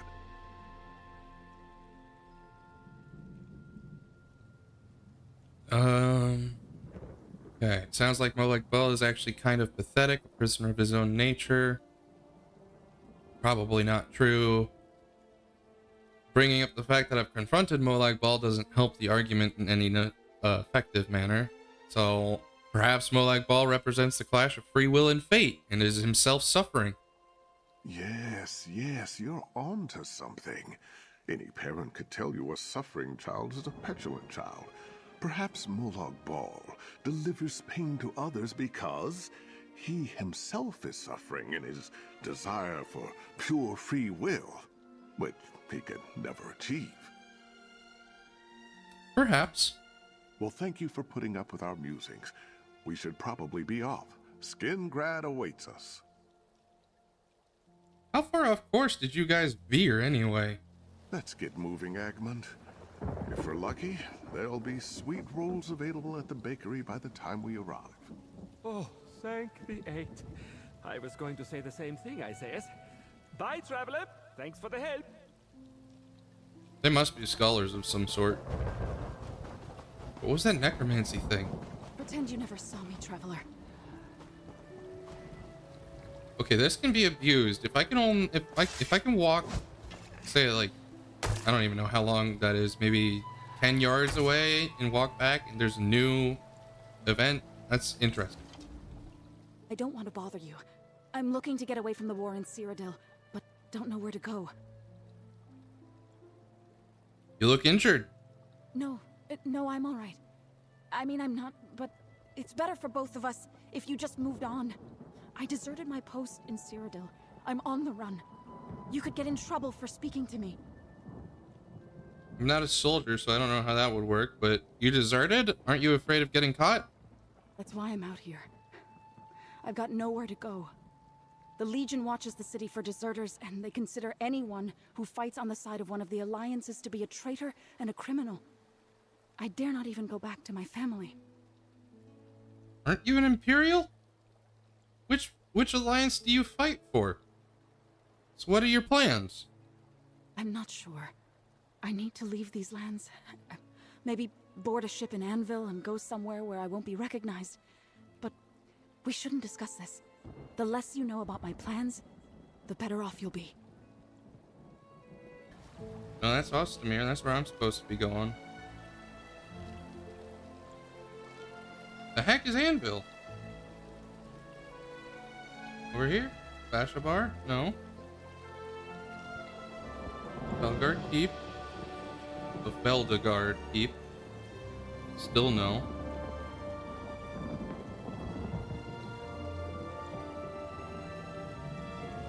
Wait, just walking to the Gold Coast?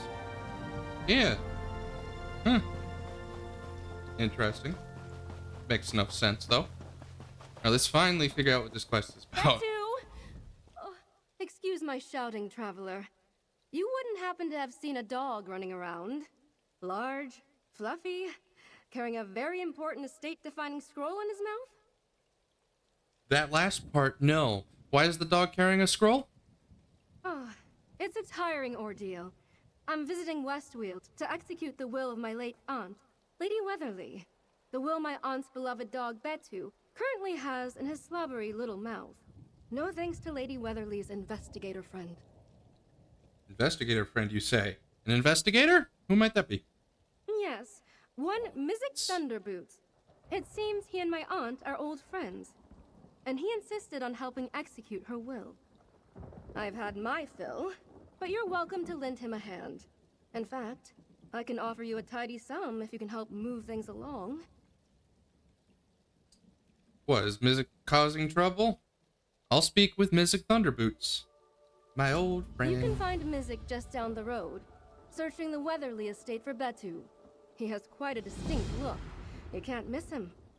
Khajiit wearing a broad-brimmed hat and big, heavy boots. Quite the flair for the dramatic, if you ask me.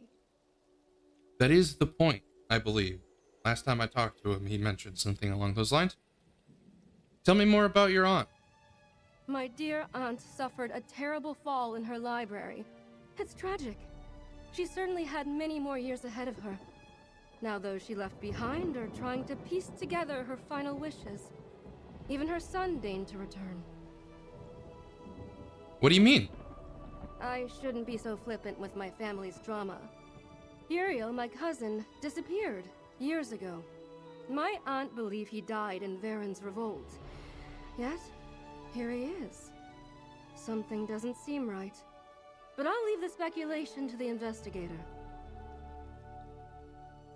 Who you don't seem to have a lot of confidence in, so I don't know why you're relying on him so much in this particular instance, but who am I to judge? Tell me more about this investigator. One Mizik Thunderboots. It's an odd name for an investigator, don't you think? Doesn't inspire a sense of discretion. Although, if what he says is true, he knew my aunt. If she trusted him, then so can I. Well, investigation doesn't necessarily require stealth, so might not be able to hold that against him.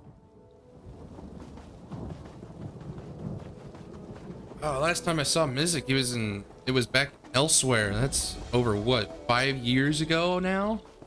Something along those lines.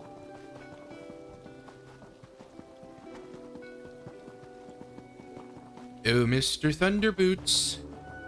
Old friend, speak to me. It seems Mizik has been fooled by a four-legged escape artist. Ah, greetings, traveler. Perhaps you can help Mizik in his search? Perhaps.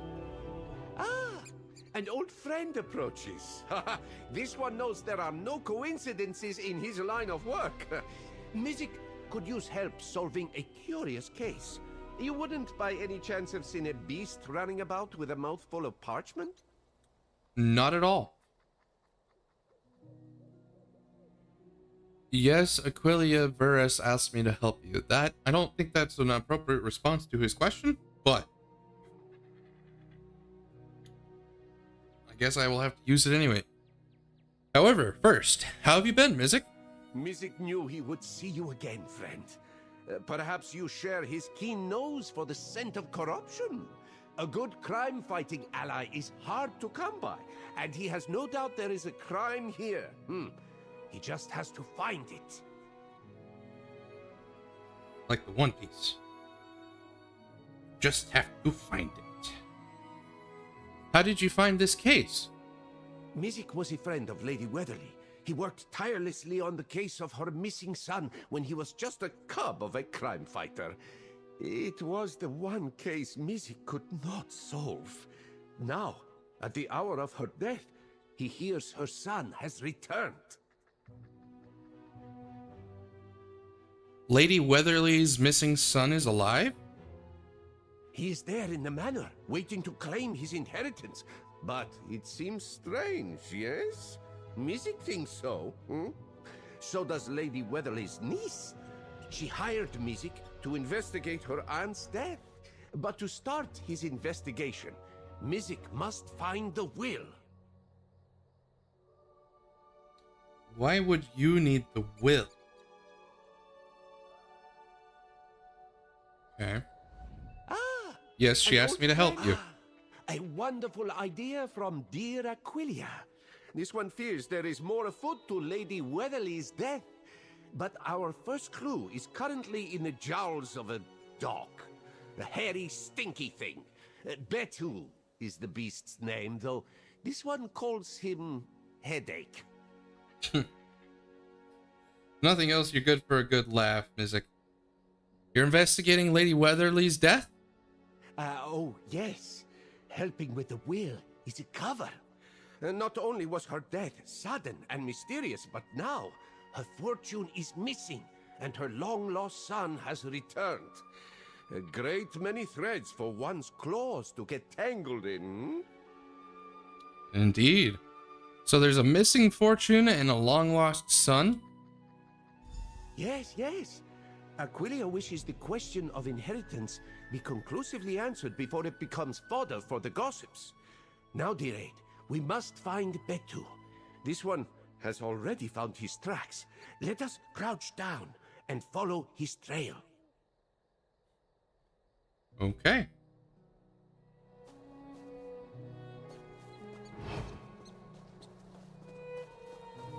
Hold on. Did I have them pointing in the wrong direction? I did. I was going the wrong direction. Okay. And it won't let me do it without sneaking. Fun. More tracks. The dog definitely went this way. Get it together, Edric. You're a mess. What's that? Mizik hears voices. Let us listen in. Our dear lady is dead. And you still don't believe me. Then talk to the investigator. Don't pull me into this. Can we even trust him? I don't want to be labeled a suspect. Better to talk to an investigator than a gardener, Edric. Not a gardener. A friend. You do well to leave, Otho. And take Betu with you. What is going on here?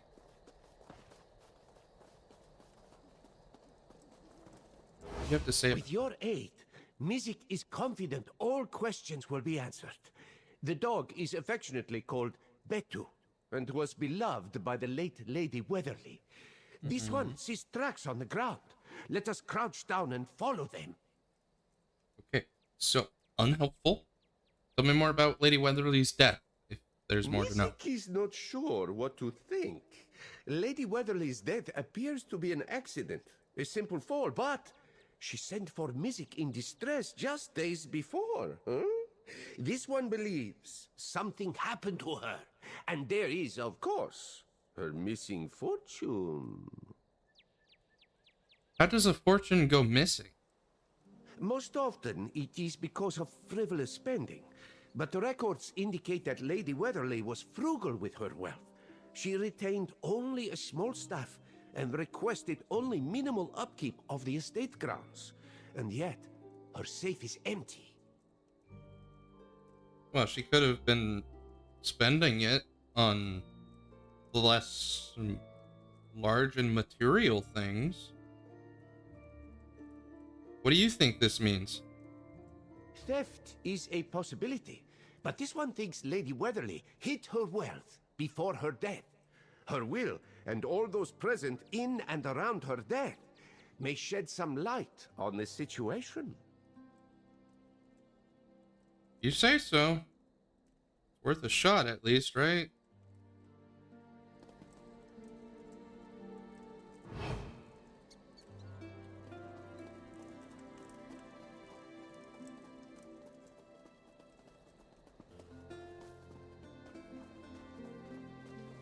Is that her son?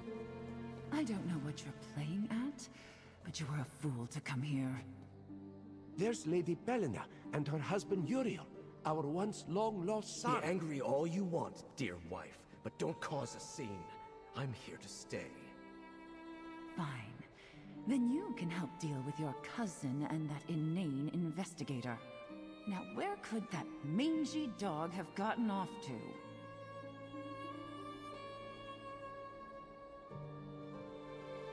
That's interesting.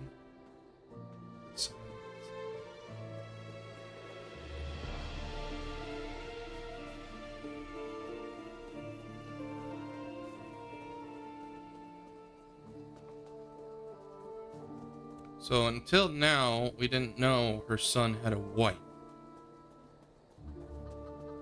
But there's the dog.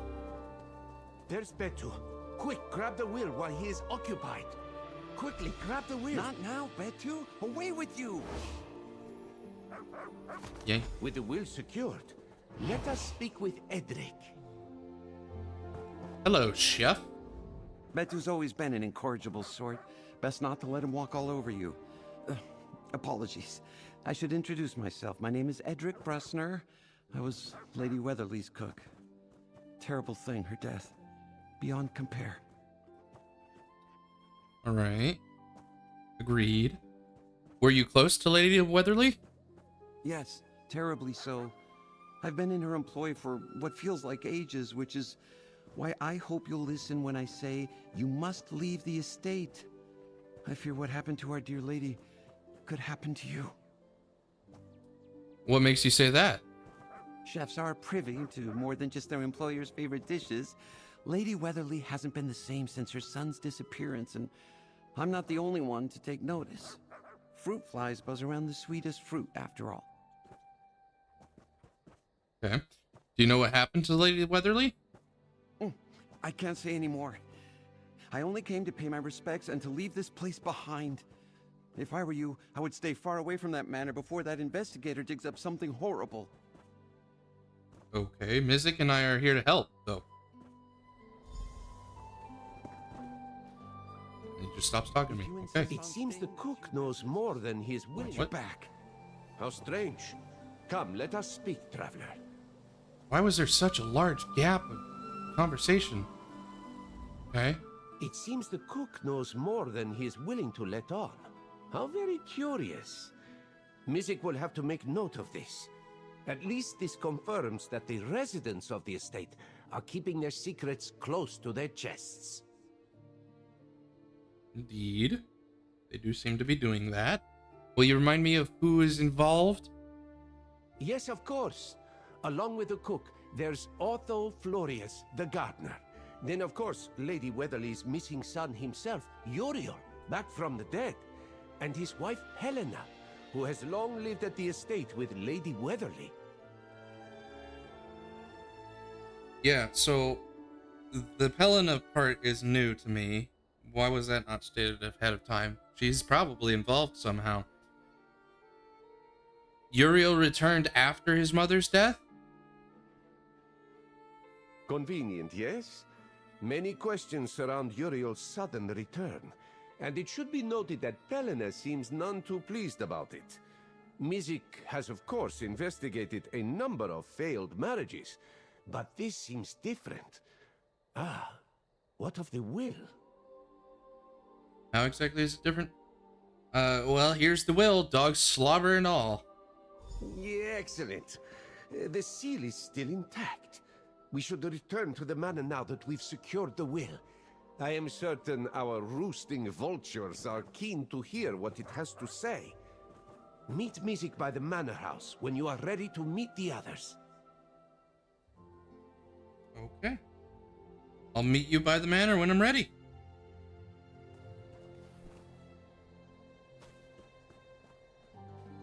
Pet who? Pet? Pet the dog?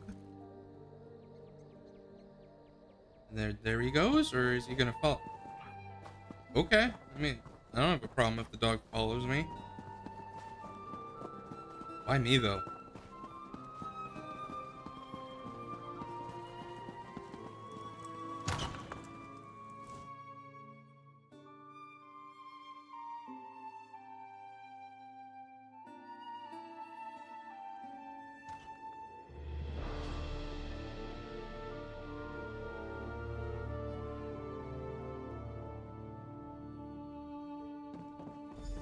I hope Bedou's return means you retrieved the will, Mizik? Yes, the will is returned and intact, thanks to my assistant. Well, let's get this over with. Read it aloud, Mizik. Yes, of course. Weatherly's walls hide a glittering secret, safely guarded by 4 loyal paws. Do not worry. Mizik and his assistant will get to the bottom of this. I'm sorry. Is that a riddle? This must be some sort of joke. There he is, my faithful friend. Oh! Strange. Betu doesn't seem too fond of you, cousin. Nonsense.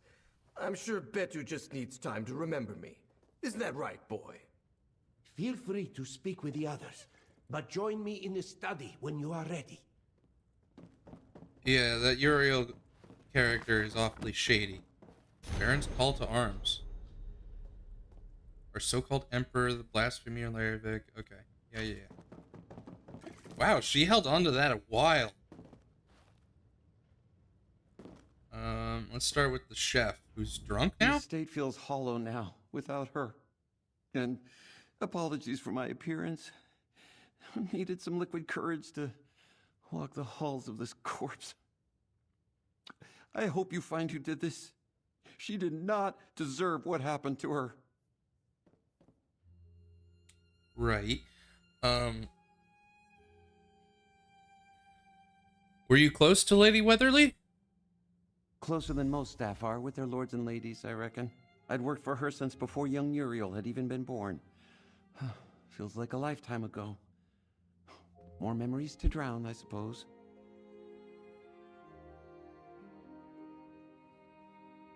Alright. I don't think that's new information. Groundskeeper Otho Florius. I'm Otho, the gardener. Otho. Betu must like you if he followed you back. He's a good judge of character, you know. Lady Weatherly loved him dearly. I worry about what will become of him when all is said and done.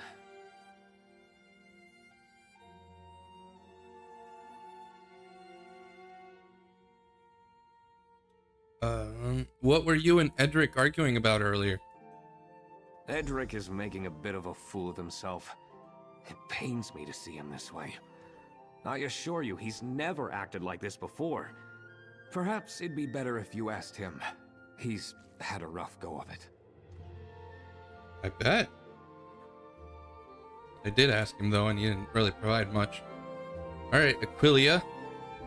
It seems I was right to ask for your help. Despite the mysterious contents of the will, this is the most progress we've made all day. I trust you and Mizik will see things through, and we can proceed with this unpleasant business. Indeed. Were you close to Lady Weatherly? Fairly. Though I wish I had made more of an effort to visit. I spent many summers here when I was younger, but school and then my position kept me away for far too long. She was kind, generous. Her loss outweighs any treasure we might find. So you want me to find the will more so just to keep it out of your supposed cousin's hands and his wife, I'm presuming. Fair, they don't exactly seem like the best of people. All this waiting, and for what? A riddle. It's absurd. The sooner you and Mizik solve this riddle, the sooner our family can move on from this nonsense. To think we haven't even had a chance to celebrate Uriel's return. You're more worried about that than finding out what happened to your mother-in-law, who you've been living with since your husband's disappearance. Interesting. What were you and Uriel arguing about earlier? How embarrassing. You overheard that. Tensions have been high since his mother's passing. There are certain adjustments we've both had to make. Nothing some restful sleep can't solve. Or unmasking the intruder, I suppose. Alright, Uriel, your turn. I didn't realize Mizik had an assistant. A pleasure to meet you. I hope, despite the circumstances, you will find time to enjoy the estate grounds. It's beautiful this time of year. A small blessing while we grieve.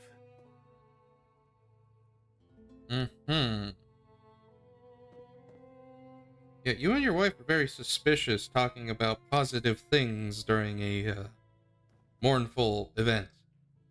You must be happy to be back home, though. Happy doesn't do the feeling justice.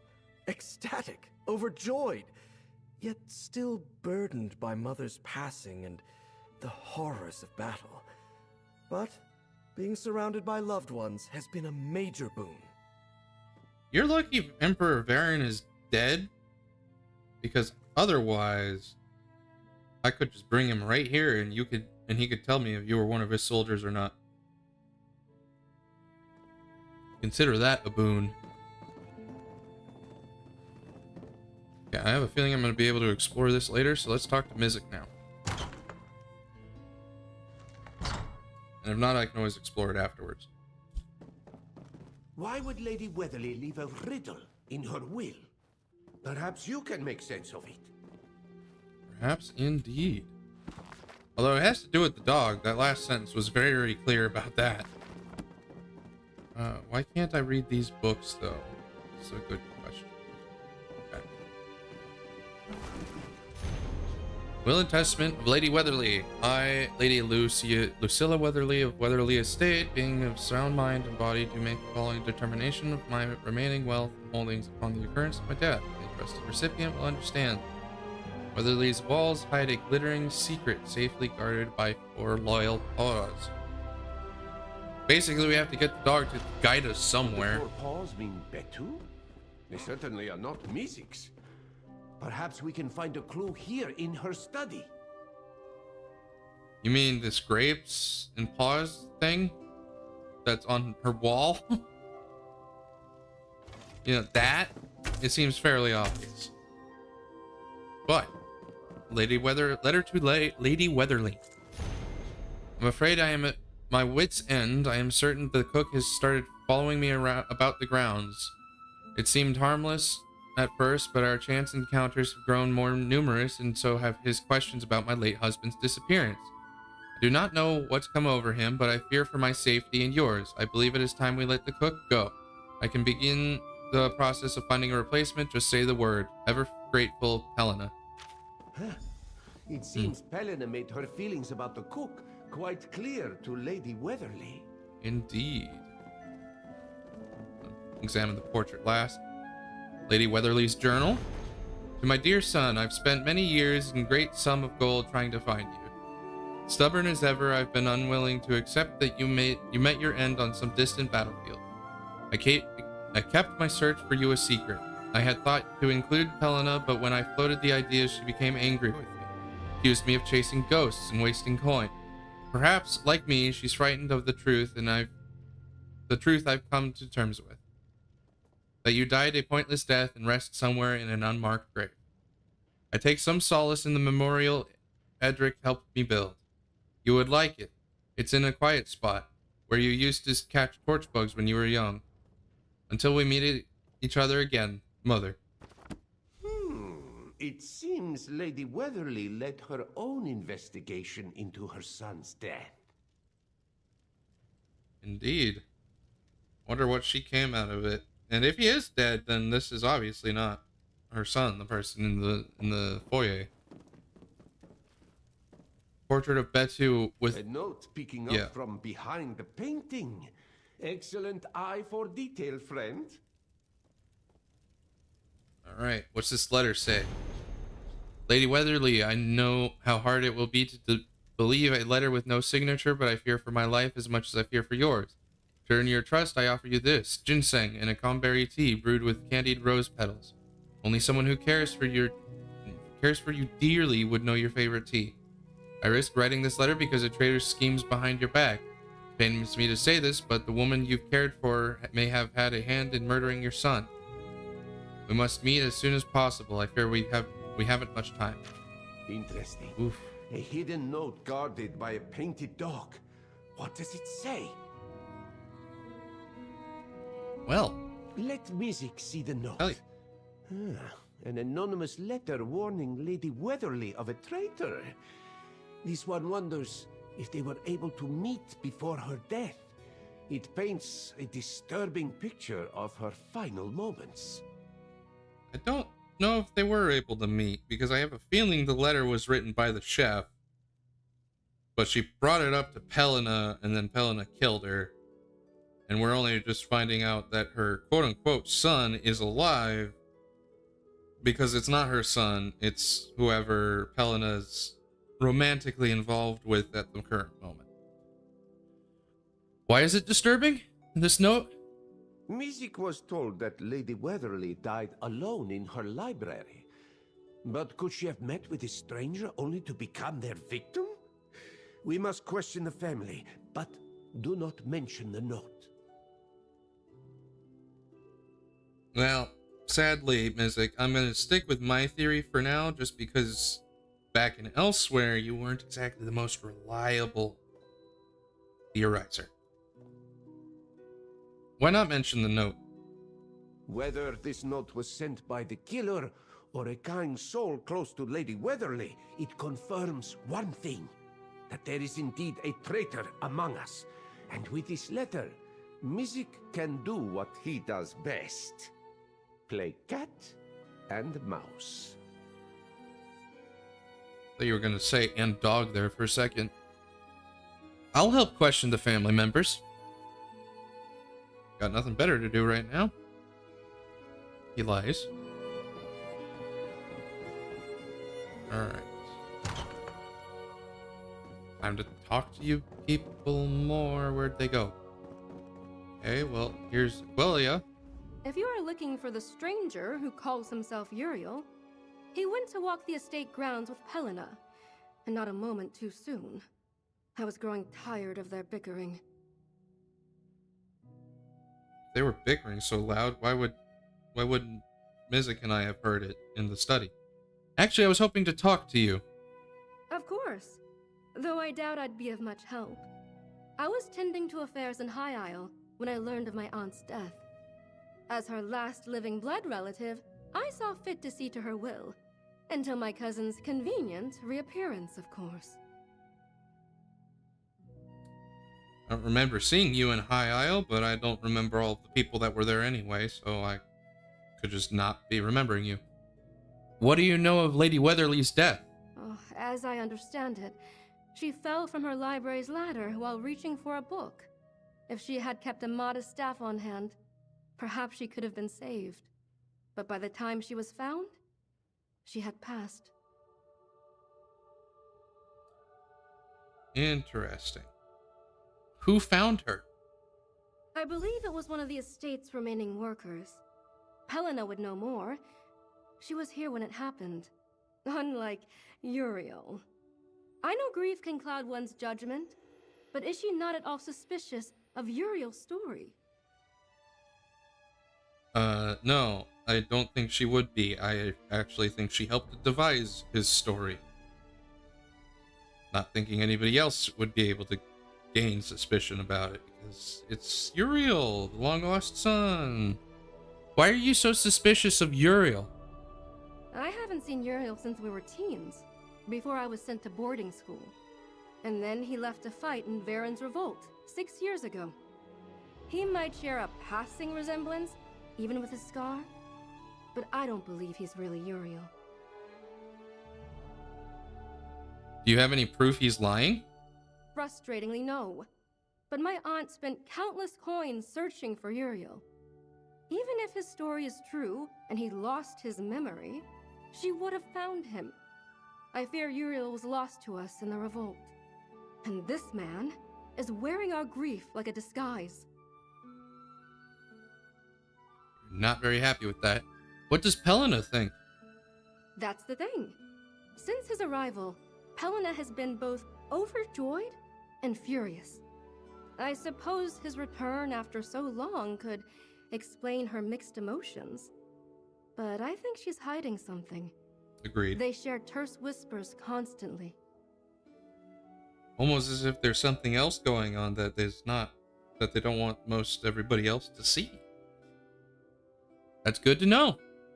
If Aquila was Lady Weatherly's last living heir, could she have expected to receive the missing fortune? A motive, perhaps. Sure, but definitely, Aquila definitely didn't do it if she was in High Isle. Then again, we don't have any proof that she was, so I suppose it's equally possible. While you speak with the family members, Mizik will observe with his keen senses and fine-tuned whiskers. No deception, however small, will escape this one. Sure. Anyway, apparently I have to go outside, but I want to explore this place a little bit more. Okay. Cellar cavern. That's probably where the wealth is stored. Stairs. And fair enough. Oh. A chest. Or trunk. With some lockpicks. I'd be able to make commentary on that if I thought it was anything more than random chance. There's the estate. Let's go to the kitchen.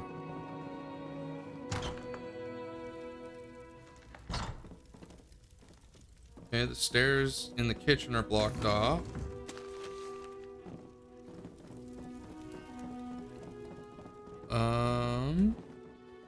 And it's empty. Okay. I guess I gotta go find Uriel and his supposed wife. Well, I should say supposed Uriel and his wife. Uriel's wife. Whatever. Pelina and her supposed husband. That one. Okay. They have bees. Quite a few bees. How foolish of you to think that I would just disappear. My love, the investigator returns. We'll continue our discussion later. Very suspicious.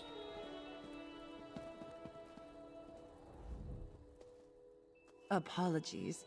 Recent events have been overwhelming, to say the least. I needed some fresh air, and my dear Uriel saw fit to join me. Is there anything I can help you with? Your story seems very inconsistent with your attitude. Were you present the day Lady Weatherly died? No, I was not. Lady Weatherly was kind enough to let me live on the estate when Uriel went off to fight, but I often spend my mornings walking through the woods. A ritual that has helped ever since Uriel's death. Absence, I mean. Huh. Okay, come on. That one was too obvious.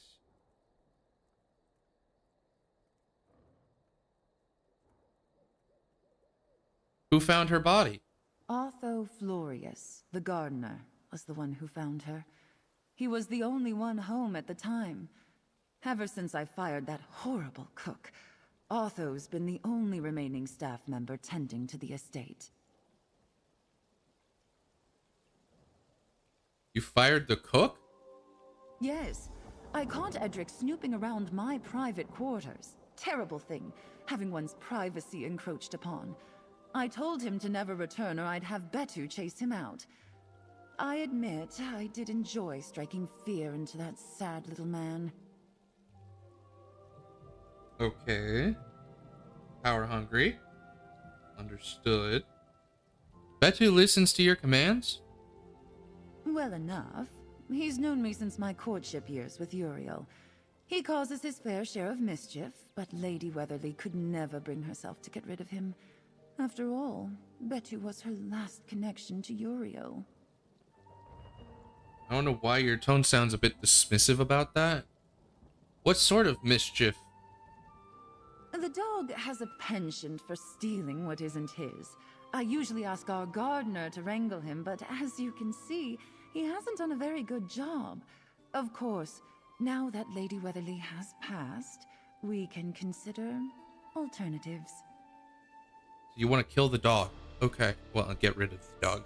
Not necessarily kill, but that would be the logical step based on your discussion. While you speak with the family members... Okay, nothing new from Mizik. Alright, Uriel, let's figure out what's going on with you. Go on then, ask me how I returned. It's the only question anyone seems to have for me. Uriel Weatherly, back from the dead. It's laughable. Well, I am curious. 6 years ago, I left to fight in Varen's revolt. I was gravely wounded and left for dead, and would have died had a caravan of Khajiit not stumbled upon me and taken pity. The Khajiit could heal my wounds, but not my memories. They were lost. You lost your memories? Convenient amnesia? Every single one. I rode with the caravan until I was fully healed. It wasn't until we rode into Skingrad that the first slivers of my past began to return. By the time I remembered my name and where I lived, it was too late. Mother was dead. So now you remember everything. Some things, yes. But there are still heavy clouds. For instance, it's clear Mother's riddle was meant for me, but I can't make sense of it. I can only hope your talented investigative skills solve this mystery. What makes you think it was meant for you? Do you share Aquilia's doubts about your mother's death? I fear Aquilia has merely succumbed to her own grief, chasing phantasms with bloody daggers. My mother was a wonderful woman who died a simple death. It is sad, but common. You come to understand this when you've been to war. I'm not sure you have been to war. Especially based on all of your golden accoutrements. Assuming I'm using that word correctly. Is there anyone who would want to hurt your mother? From what I've been told, my mother lived her final years grieving in isolation. My dear wife Pelena did her best to keep her company, but my mother had no friends or visitors. Aside from the hired help, of course. Okay. Could someone on staff have hurt your mother? All this talk of suspects when the woman simply fell. Though I suppose Thunderboots would not be here if the death weren't suspicious. Speak with the staff yourself if you see fit. I will do that. We must speak to groundskeeper Otto Florius. He discovered Lady Weatherly's body. Agreed, but I also want to talk to this chef. Because based on his testimony, he was very close with Lady Weatherly. And seems to be somewhat close with the dog. Betu? Baths aren't so bad. Okay. Otho? Apologies for Betu's earlier mischief. I hope he didn't damage the will. He's normally better behaved, but the lady's passing has certainly got him on edge. Well, probably because he knows his days are numbered if Pelena gets her way. He seems very sneaky. Did you find Lady Weatherly's body? Yes. I had taken over kitchen duties while Edric was away. I was restocking the pantry after returning from the market when I heard a loud crashing noise from the library. What did you do? I thought Betu might have knocked something over in the library, but when I went to check, the door was blocked by something heavy. By the time I wedged myself through, it was too late. Interesting. She was dead? Yes. She was lying on the floor, motionless. One of the ladders had fallen and there were books scattered all around. I can take you to see the library. Everything is as I found it. Did you see anyone else? No. Lady Weatherly was the only one in the library. Which is odd, now that I think about it. Very. Why is that? Betu is usually plastered to the lady's side, but he wasn't in the library. He was shut up in Pelena's room. I wonder why she would have put him there. Maybe so that the dog didn't bark when she attacked her mother-in-law. Is there anyone who would want to hurt Lady Weatherly? Well, Pelena keeps going on about Edric, our cook. She says he was acting suspiciously leading up to her death. But for what it's worth, I find him to be kind.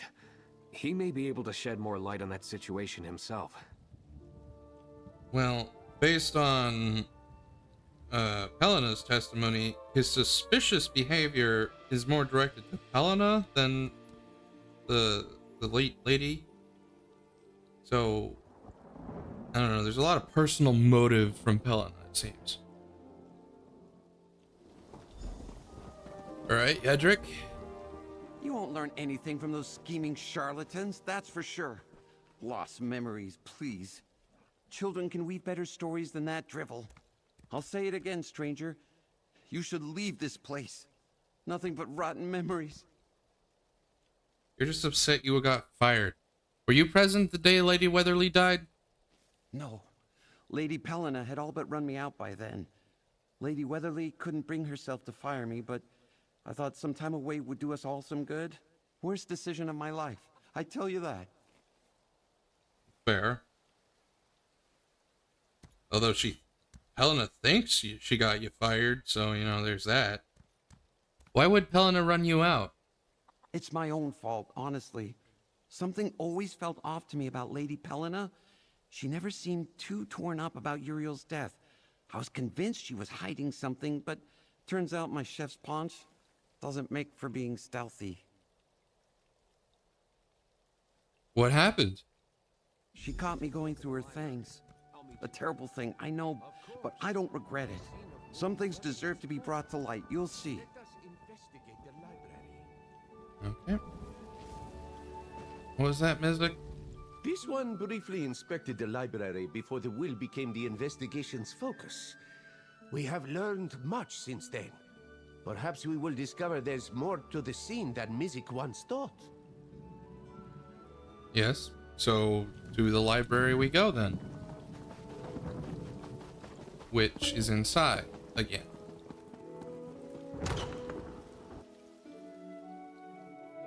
The library is to the left. There we go. Other left. My other left. I went to the right direction, Mizik. It's fine. We must study the scene carefully. Look for anything out of place. There's a broken statue. Does that count? Certainly a ladder couldn't have caused this much damage to the statue. Ooh, shoot. It's alright. Bookshelf. We must study the scene carefully. Look for anything that seems out of place. This one's whiskers are already trembling with excitement. Or perhaps it is the dust. Perhaps. Anyway, bookshelf, please. What the heck? No, I don't want to talk to Mizik. I want bookshelf. There we go. Jeez.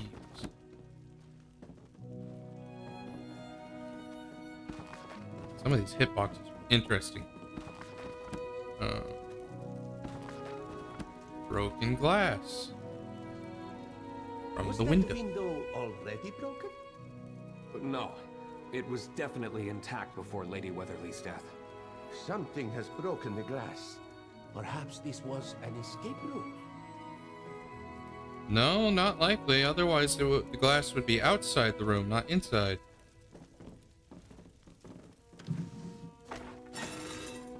Oh, maybe the people who set this up didn't think about that. Everything is just as I found it. Aquilia was very clear that she did not want to disturb any evidence. I hope you find some answers. Why was she so adamant about not disturbing evidence? Unless she was sure it wouldn't point back in her face. Which is interesting. Fallen books. You are certain this is where you found her body? Yes. I'll never forget the sight of her lying there. Quite the mess for a simple fall, don't you think? Indeed. No blood, a broken window, and a fractured statue with no explanation as to how it was damaged. Music feels that there is something just out of reach of this one's claws. But what could it be? We must be missing something. The details don't add up. Investigations always require some stretch of the imagination, but to make sense of this crime scene would be to dream up a work of fantasy.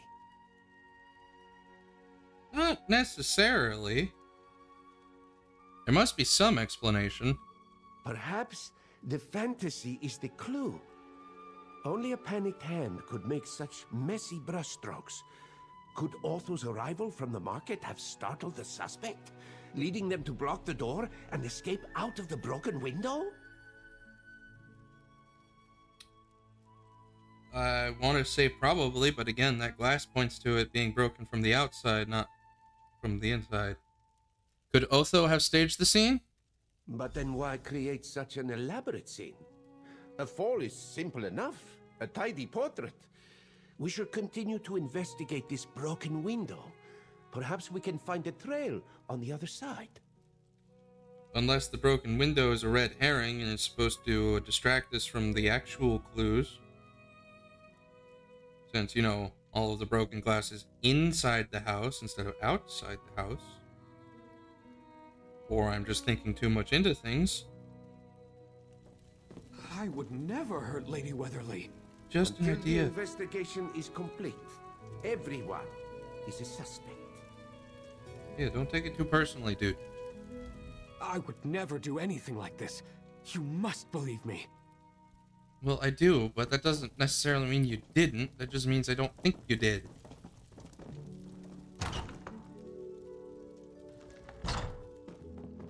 Apparently I have to go out back this way? Again? It's closer to the exterior window, that's true.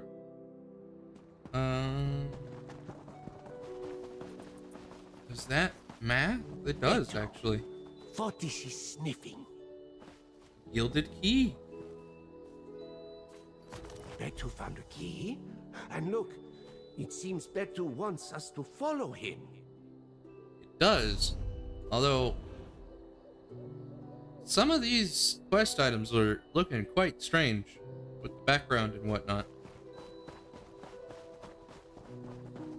Am I gonna get the inheritance because I'm being led by a faithful guardian and four paws? Oh, you're kidding me. Moons above. Is that Edric? Of course. Edric's confession. It was I, loyal cook Edric, who killed our dear Lady Weatherly. She planned to meet sweet Helena Weatherly for tea, but I tainted her favorite blend, ginger and hibiscus, with a foul poison. The same poison I've taken as I write this letter, for I cannot bring myself to see an impostor play at our dear late Uriel. A curse on that rogue. Despite doting on her every need, Lady Weatherly never saw me as more than a lowly servant. Now I join her in the great, dark, cold beyond. Okay. A confession, and a flowery one at that. Mizik isn't sure what to make of this. No, that seems awfully strange. Foul-smelling tea. Tea? This one smells ginger, hibiscus, and something else. Something sickly. Well, it's supposedly a poison. Poison tankard. Edric's tankard. There seems to be a suspicious residue inside. That doesn't look like a tankard. That doesn't look like tea. Let's see. Can I examine? Memorial to Uriel Weatherly. Memorial to Uriel Weatherly. Here lies the memory of a devoted son and an honorable warrior. While you never returned home, those who loved you saw fit to raise a memorial in your name. The loss of such a bright light will always be a tragedy, but your memory lives on with us. So this is the memorial Lady Weatherly built for her son. Awfully strange. This whole setup. Okay. Can I please talk to the cat? Oh my goodness, this game.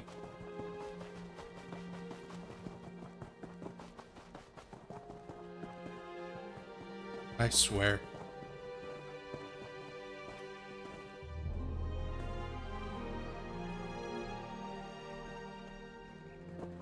Oh my goodness. Well, that seems like a bug.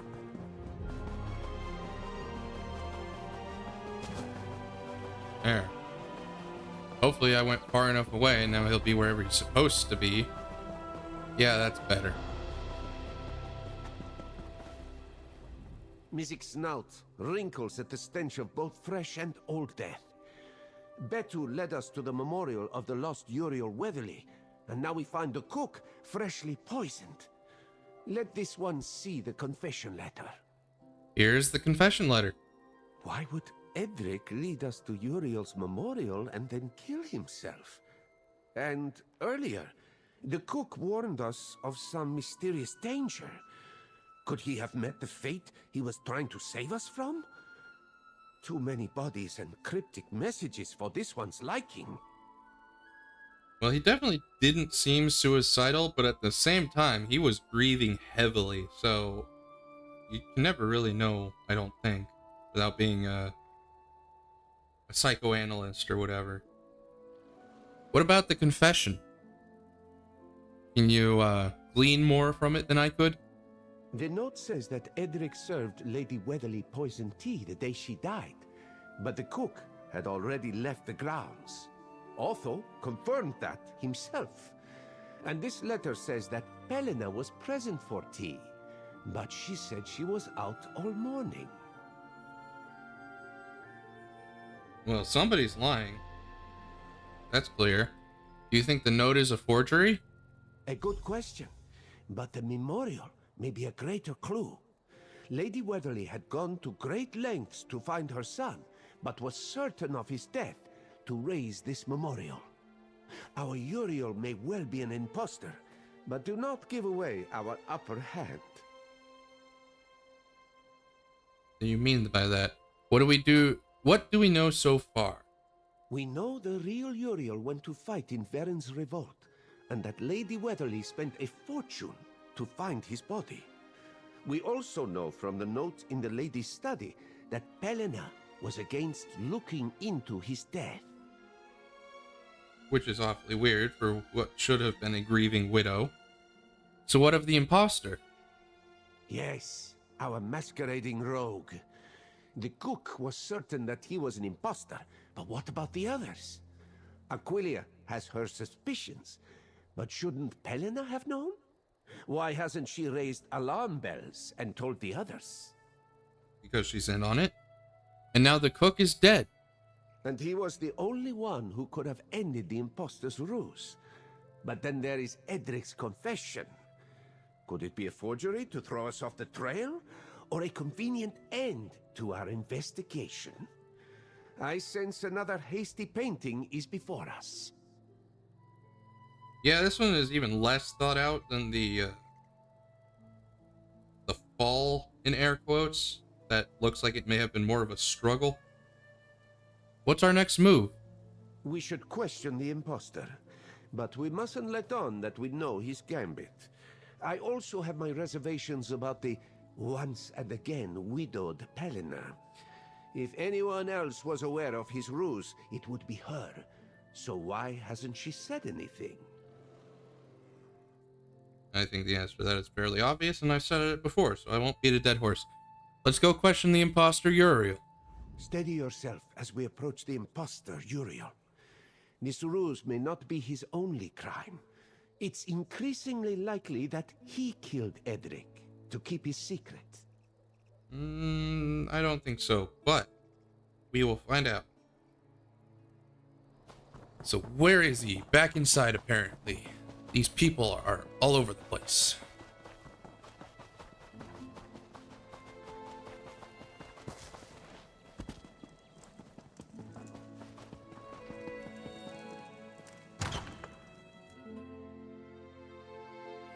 Alright, Uriel.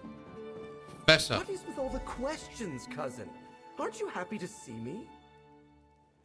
There's our imposter. Talk to him, friend. You're a little close to be saying that so out loud, but whatever. Our intrepid investigators. Pelena and I were just arguing over what to do with my mother's estate. Marriage squabbles. Have you made progress with that mysterious riddle? I can fetch her if you'd like. She just went into the kitchen. Actually, we wanted to know if you were close to the cook, Edric Brussener. The cook, you say? Well, as close as any young heir is with their staff. Now that I think about it, I always did find him strange. Always one for the shadows. I'm glad Pelena saw fit to fire him. I only wish I were here to do it myself. Odd. That's odd behavior.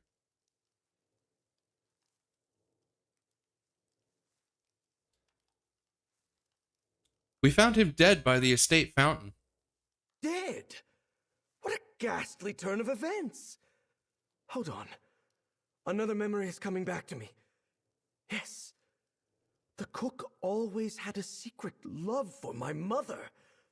Was it grief that led him to kill himself? It must have been. You don't think he also killed Mother? I didn't say he killed himself. Oh, yes, of course. No, I must have gotten ahead of myself. Yes, that's it. All this death, I thought I left it behind on the battlefield, but it seems to have followed me home. Whether murderer or murderee, my heart goes out to Edric. You're not a very good actor. Thank you, Uriel. That's all. We should speak to Pelena next, traveler. There's been another murder? The killer could come for any one of us next. Nonsense. It's clear Edric was a troubled man who killed Lady Weatherly and took his own life. Maybe so. But I'm not leaving this room just yet. I'm gonna have to leave you alone with him. Hopefully he's not the killer.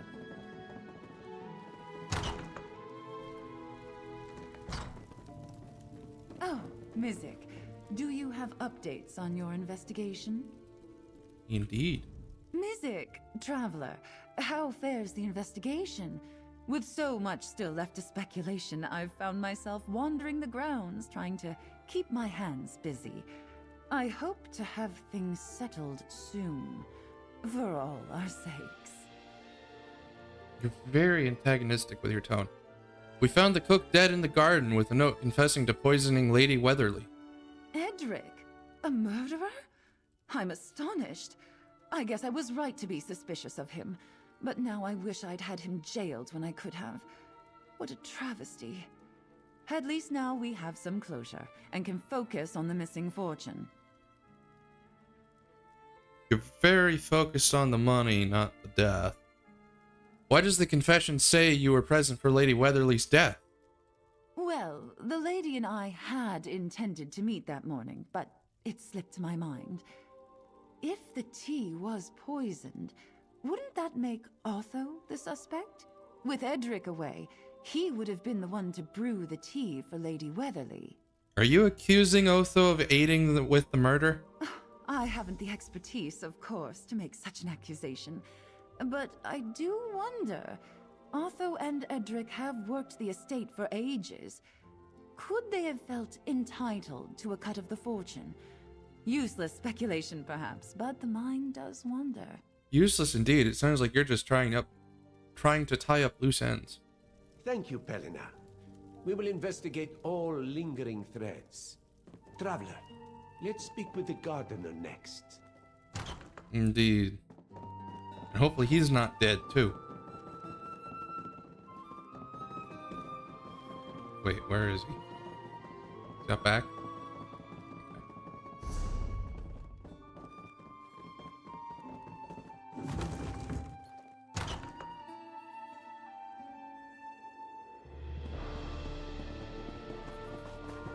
Oh, darn it, I should have gone out the front door.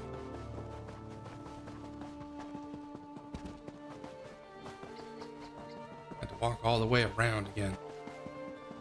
Where's the dog? Betu seems to have run off again. It's embarrassing, really. You'd think I'd be better at keeping a handle on him, but the dog is a free spirit. How are things? Made any progress since investigating the library? Actually, we were wondering if you served Lady Weatherly tea the morning she died. It had become one of my daily duties while Edric was away. I usually try to brew her a pot before I leave for the market. Apologies for not mentioning that earlier. My daily tasks have become innumerable. Edric is dead. He left this note confessing to poisoning Lady Weatherly's tea. Edric is dead? I can't believe it.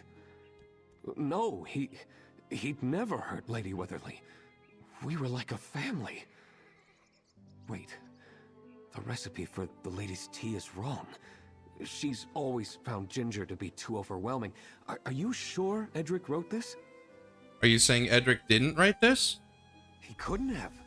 He'd never make a mistake like that. And he was nowhere near the tea that morning. I started a pot for Lady Weatherly, and Pelina took over brewing it before I left. Helena was here? She said she forgot about having tea that morning. Strange. She was most definitely here. She even offered to finish brewing it. I've been so busy as of late that I accepted her offer. It's not every day Pelina lends a hand around the estate. Wait. Could Pelina have poisoned Lady Weatherly? Well, that's my current conclusion. Where does Lady Weatherly take her tea? She usually has it in her bedchambers, but the room's been locked this whole time. It seems in the commotion the key has been misplaced. It's likely her room has remained untouched since this whole tragedy began. Okay. Mizik recalls a gilded key revealed to us by Betu. If you already found the missing key, you may be able to unlock Lady Weatherly's bedchambers. Okay. At first swipe, Otho seems genuine, but one mustn't leap blindly. All evidence must be found, and this pot of poison tea could be the key. Quickly, let us investigate Lady Weatherly's room for clues. Agreed. I have a suspicion we might find a four-legged friend in there as well. Hidden away as to not disturb or otherwise provide insight.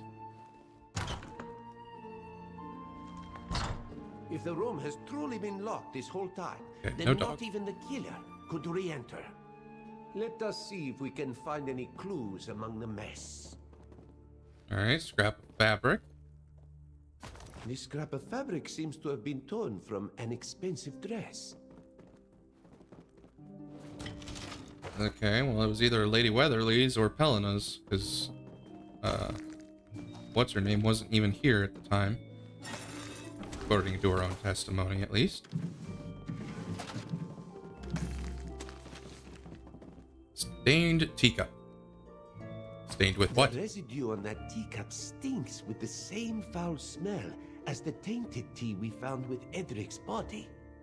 So at least the part about the poison being the same is true. Letter to Pelina.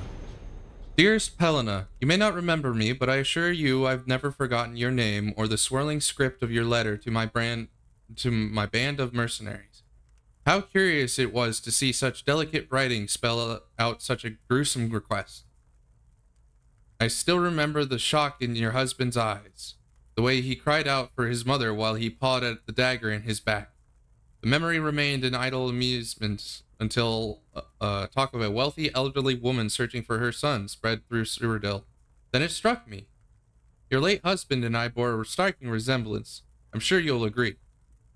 We have much to discuss, dear wife. We'll have to play our parts well if you'd like to split that woman's fortune, or I could just reveal you as the murderess you are. Murderer isn't a gendered word. Why didn't they just say that? You decide. Theophan Pictor. That's a name.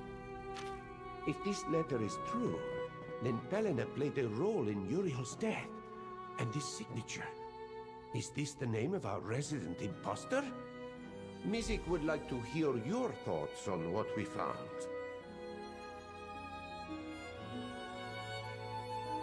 Okay. This note seems to confirm that Pelena Weatherly had her husband killed while he was away from the estate. Did Lady Weatherly read it first and confront Pelena with the truth? And what is Pelena left to do when cornered? Pelena poisoned Lady Weatherly. Indeed. Pelena may have sensed an end to her cozy life.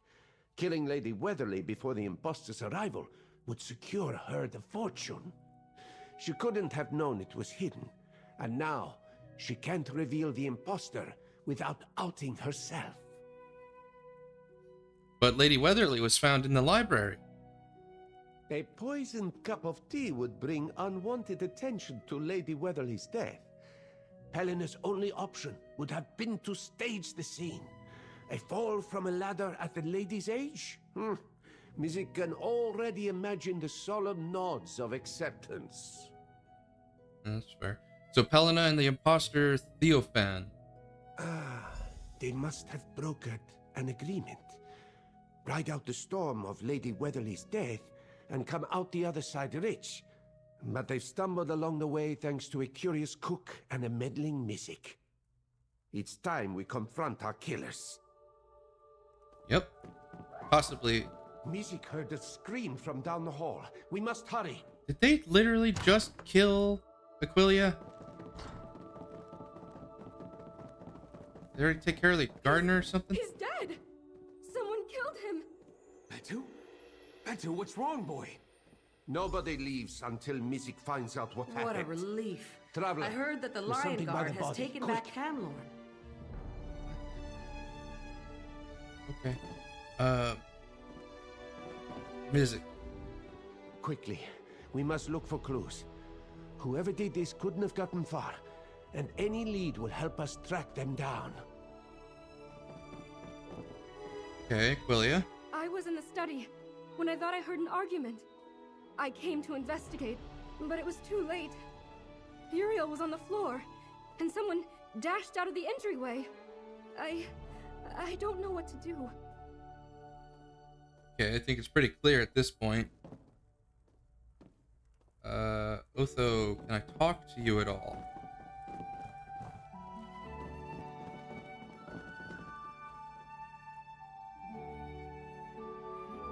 To Investigator Mizik.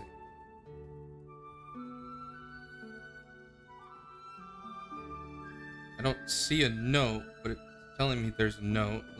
Let's check the dog out first. Foul residue. Oh, the note is under the body. Okay. Mizik, I apologize for letting my fear get the best of me. I was afraid telling you the truth would put your life at risk. I thought I could solve everything myself. Before Lady Weatherly's death, I went through Pelena's belongings. I had always suspected she was cruel, but lately she had grown erratic, nervous, always looking over her shoulder. When I searched her room, I discovered her correspondence with Theophan Pictor. She had Uriel killed, and now his assassin is here, wearing Uriel's clothes and name like a cheap costume. I gave Lady Weatherly a letter to prove Pelena's wrongdoing. I fear that, in doing so, I doomed her.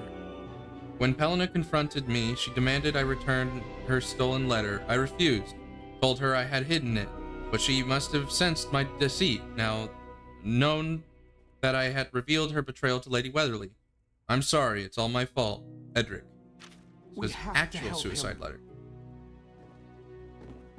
What's up, Otho? Something has made Betu terribly ill. I've never seen him so scared. If only I knew what was wrong, I could help him. He was poisoned. We found the same residue in Lady Weatherly's teacup. Wait. I recognize this smell. Yes, I couldn't place it until now. We used this poison around the estate grounds. We've fallen into such disrepair that beasts have moved into the cellars. Betu knows better than to eat this. He was forced. Can we help him? Yes, in the pantry. I kept a tin of medicinal herbs for this very occasion. I could never forgive myself if I had a hand in hurting Betu. Please, hurry. Get the herbs. Okay. Quickly, friend. Search the pantry. Mizik hopes we can save at least one life today. To the pantry I go. The kitchen is slightly annoying. They should have just made it one whole contiguous space. But it's not a loading screen, so it's fine, I suppose. Save the dog. Betu! He's recovering. The herbs must be working. Wonderful That's news. Very quick recovery. Traveler, let's discuss the note you found with our imposter. Indeed. Our imposter is dead, and our killer nearly succeeded in taking Betu's life as well. It is also not lost on Mizik as to who is missing from this room. The note you found with imposter Theophan's body. What does it say? It's a note from Edric. He discovered Pelena's involvement with Uriel's murder. The lengths the cook went to protect Lady Weatherly. This one hopes she knew how dearly she was loved by her staff. There is no doubt left in this one's mind as to who our killer is. Pelena Weatherly? She must be held accountable for her crimes. She can't have gone far. Okay. Betu? What is it? Where are you going? Quickly, follow that dog.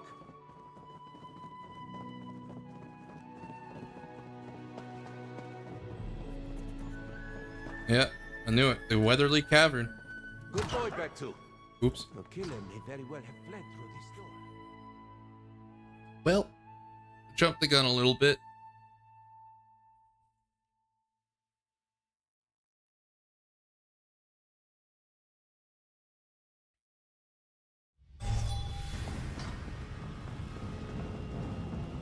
These tunnels seem to run under the entire property. Attack! Mizik is all right.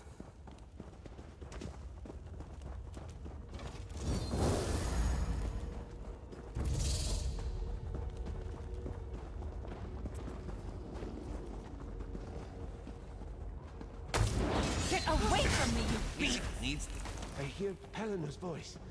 She must be nearby. What beast is she talking about? And how'd she get past the troll? Apologies. This one is fine.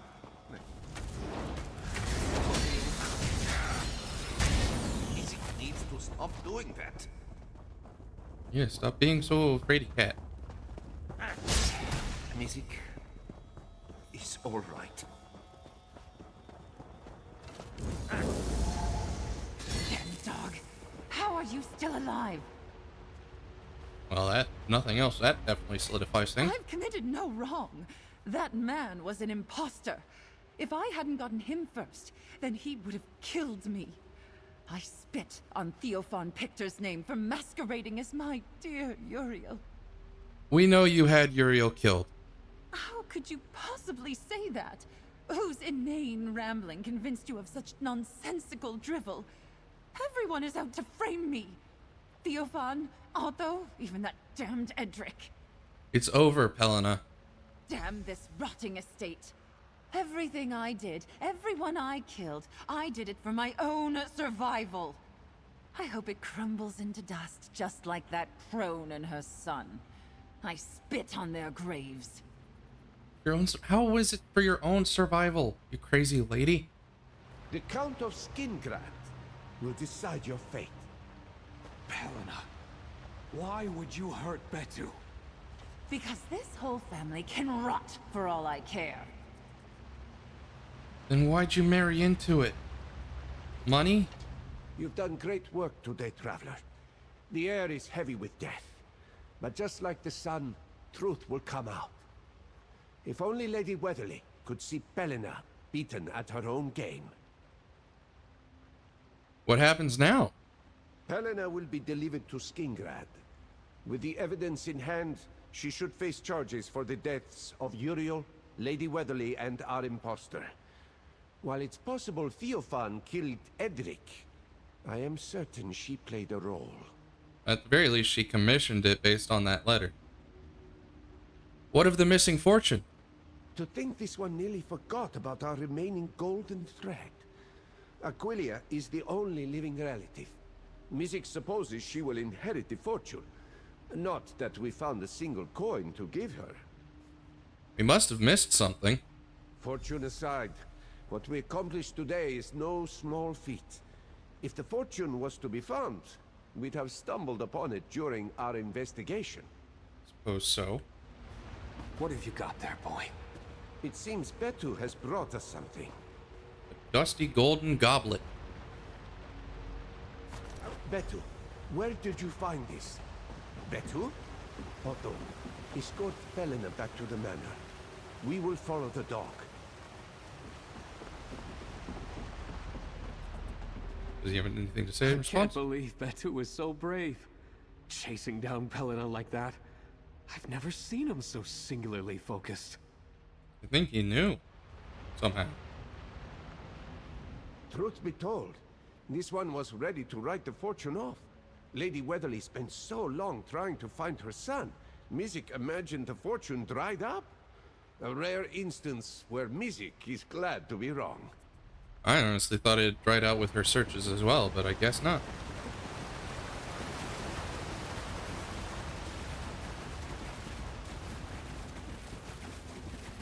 Jeez, that dog went far. Oh dear.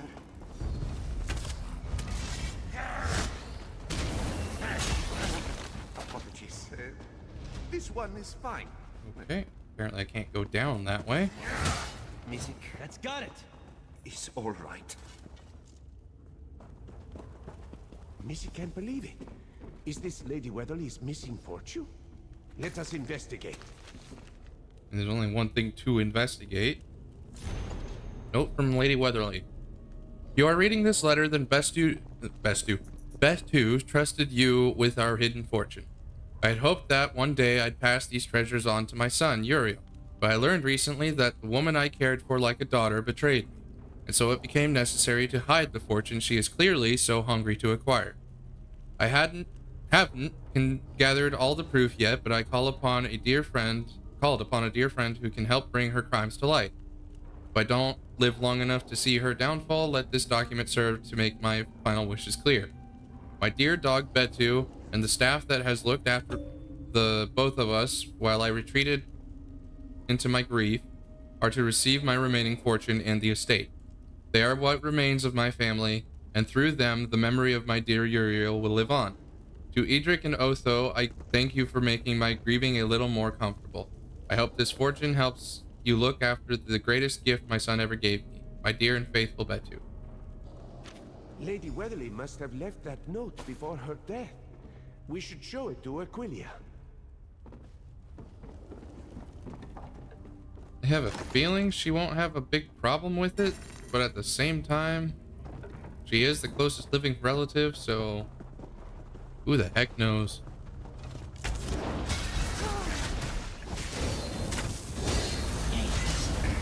Mizik needs to stop doing that. Okay. Out of the Weatherly Cavern. Where is this?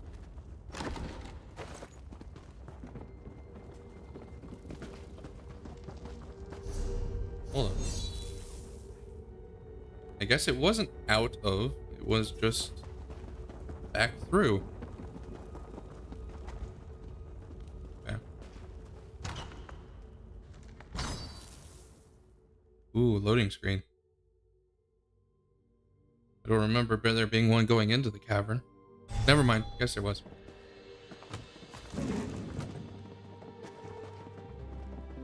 Alright. Helena, is it true? After everything my aunt did for you. I don't owe you an explanation, Aquilia. I mean, I suppose not, technically. I can't believe Betu was so brave. Yeah. Everything was going fine until that idiot Theophan came bumbling back into my life. The murderer has been apprehended and will face justice. You should speak to Aquilia about the family fortune. I mean, she made her wishes clear. Otho did his best to explain your findings. But is it really true? Helena is to blame for this nightmare? Yes, Helena Weatherly was our killer. I thought she was acting strangely, but I blamed it on the grief. I would never have expected her to be capable of all this. And what of Uriel? What was his role in all this? He was an imposter. He wanted a cut of the fortune after helping kill Uriel. I knew something was off about him. But to think he also played a role in killing my cousin. Lady Weatherly gave Helena a comfortable life, looked after her every need. All this death, in the pursuit of an absent fortune. Actually, we found the missing fortune along with a letter from Lady Weatherly. Betu was safeguarding the fortune this whole time? It's a strange request, leaving the remaining fortune to Betu and her staff.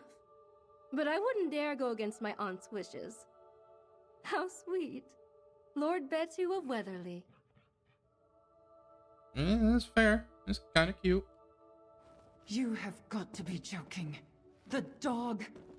I can't believe it. There must be some mistake. There's no mistake, Otho. I will help oversee the transfer of ownership. You and Betu will have all your needs seen to. Excellent work, my friend. Let us speak. Okay, well, she didn't dispute it, so that's a good Many thing. lives were lost, despite our best efforts.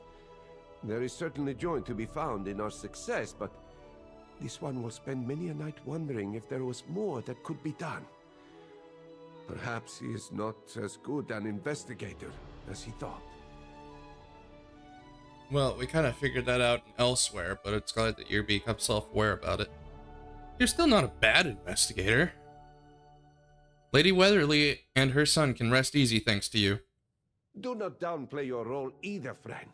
You forget, Mizik was a bumbling mess, chasing a sneeze-inducing beast. Betu, until you arrived. You deserve a reward for your work, but know that this one is in your debt. Well, thanks for the rewarding me, at least. News of this case strikes fear in the heart of all criminals who think they have gotten away with their crimes.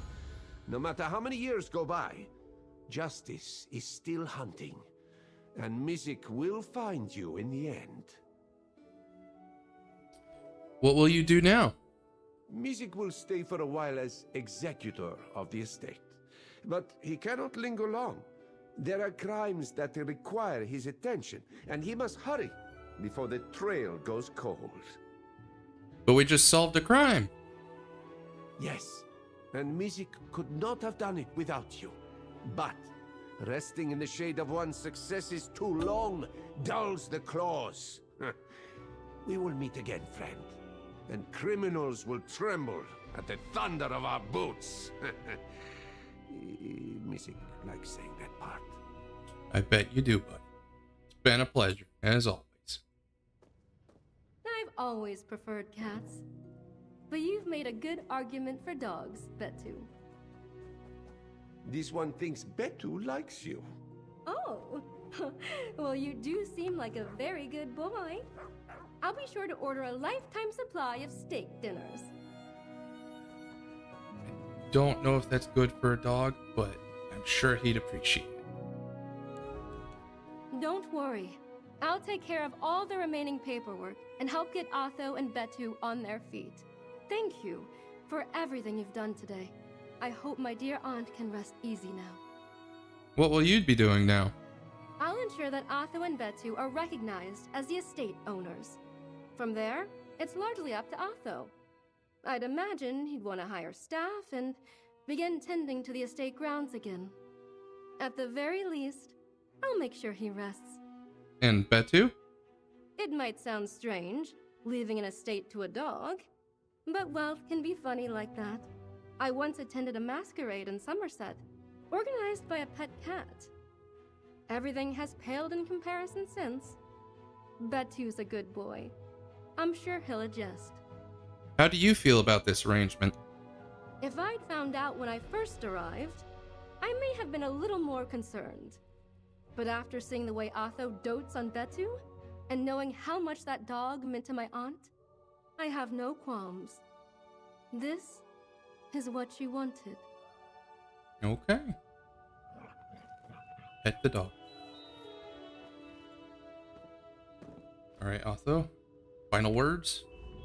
The estate and its fortune are left to Betu and me?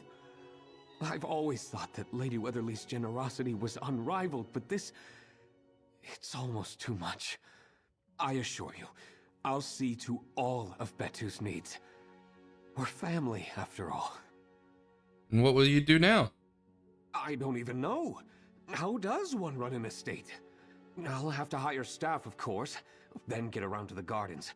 It's been ages since I've done a proper pruning. Oh, it's all so much, isn't it? But I'll have Betu. He'll keep me sane. You really care about Betu, don't you? Course I do.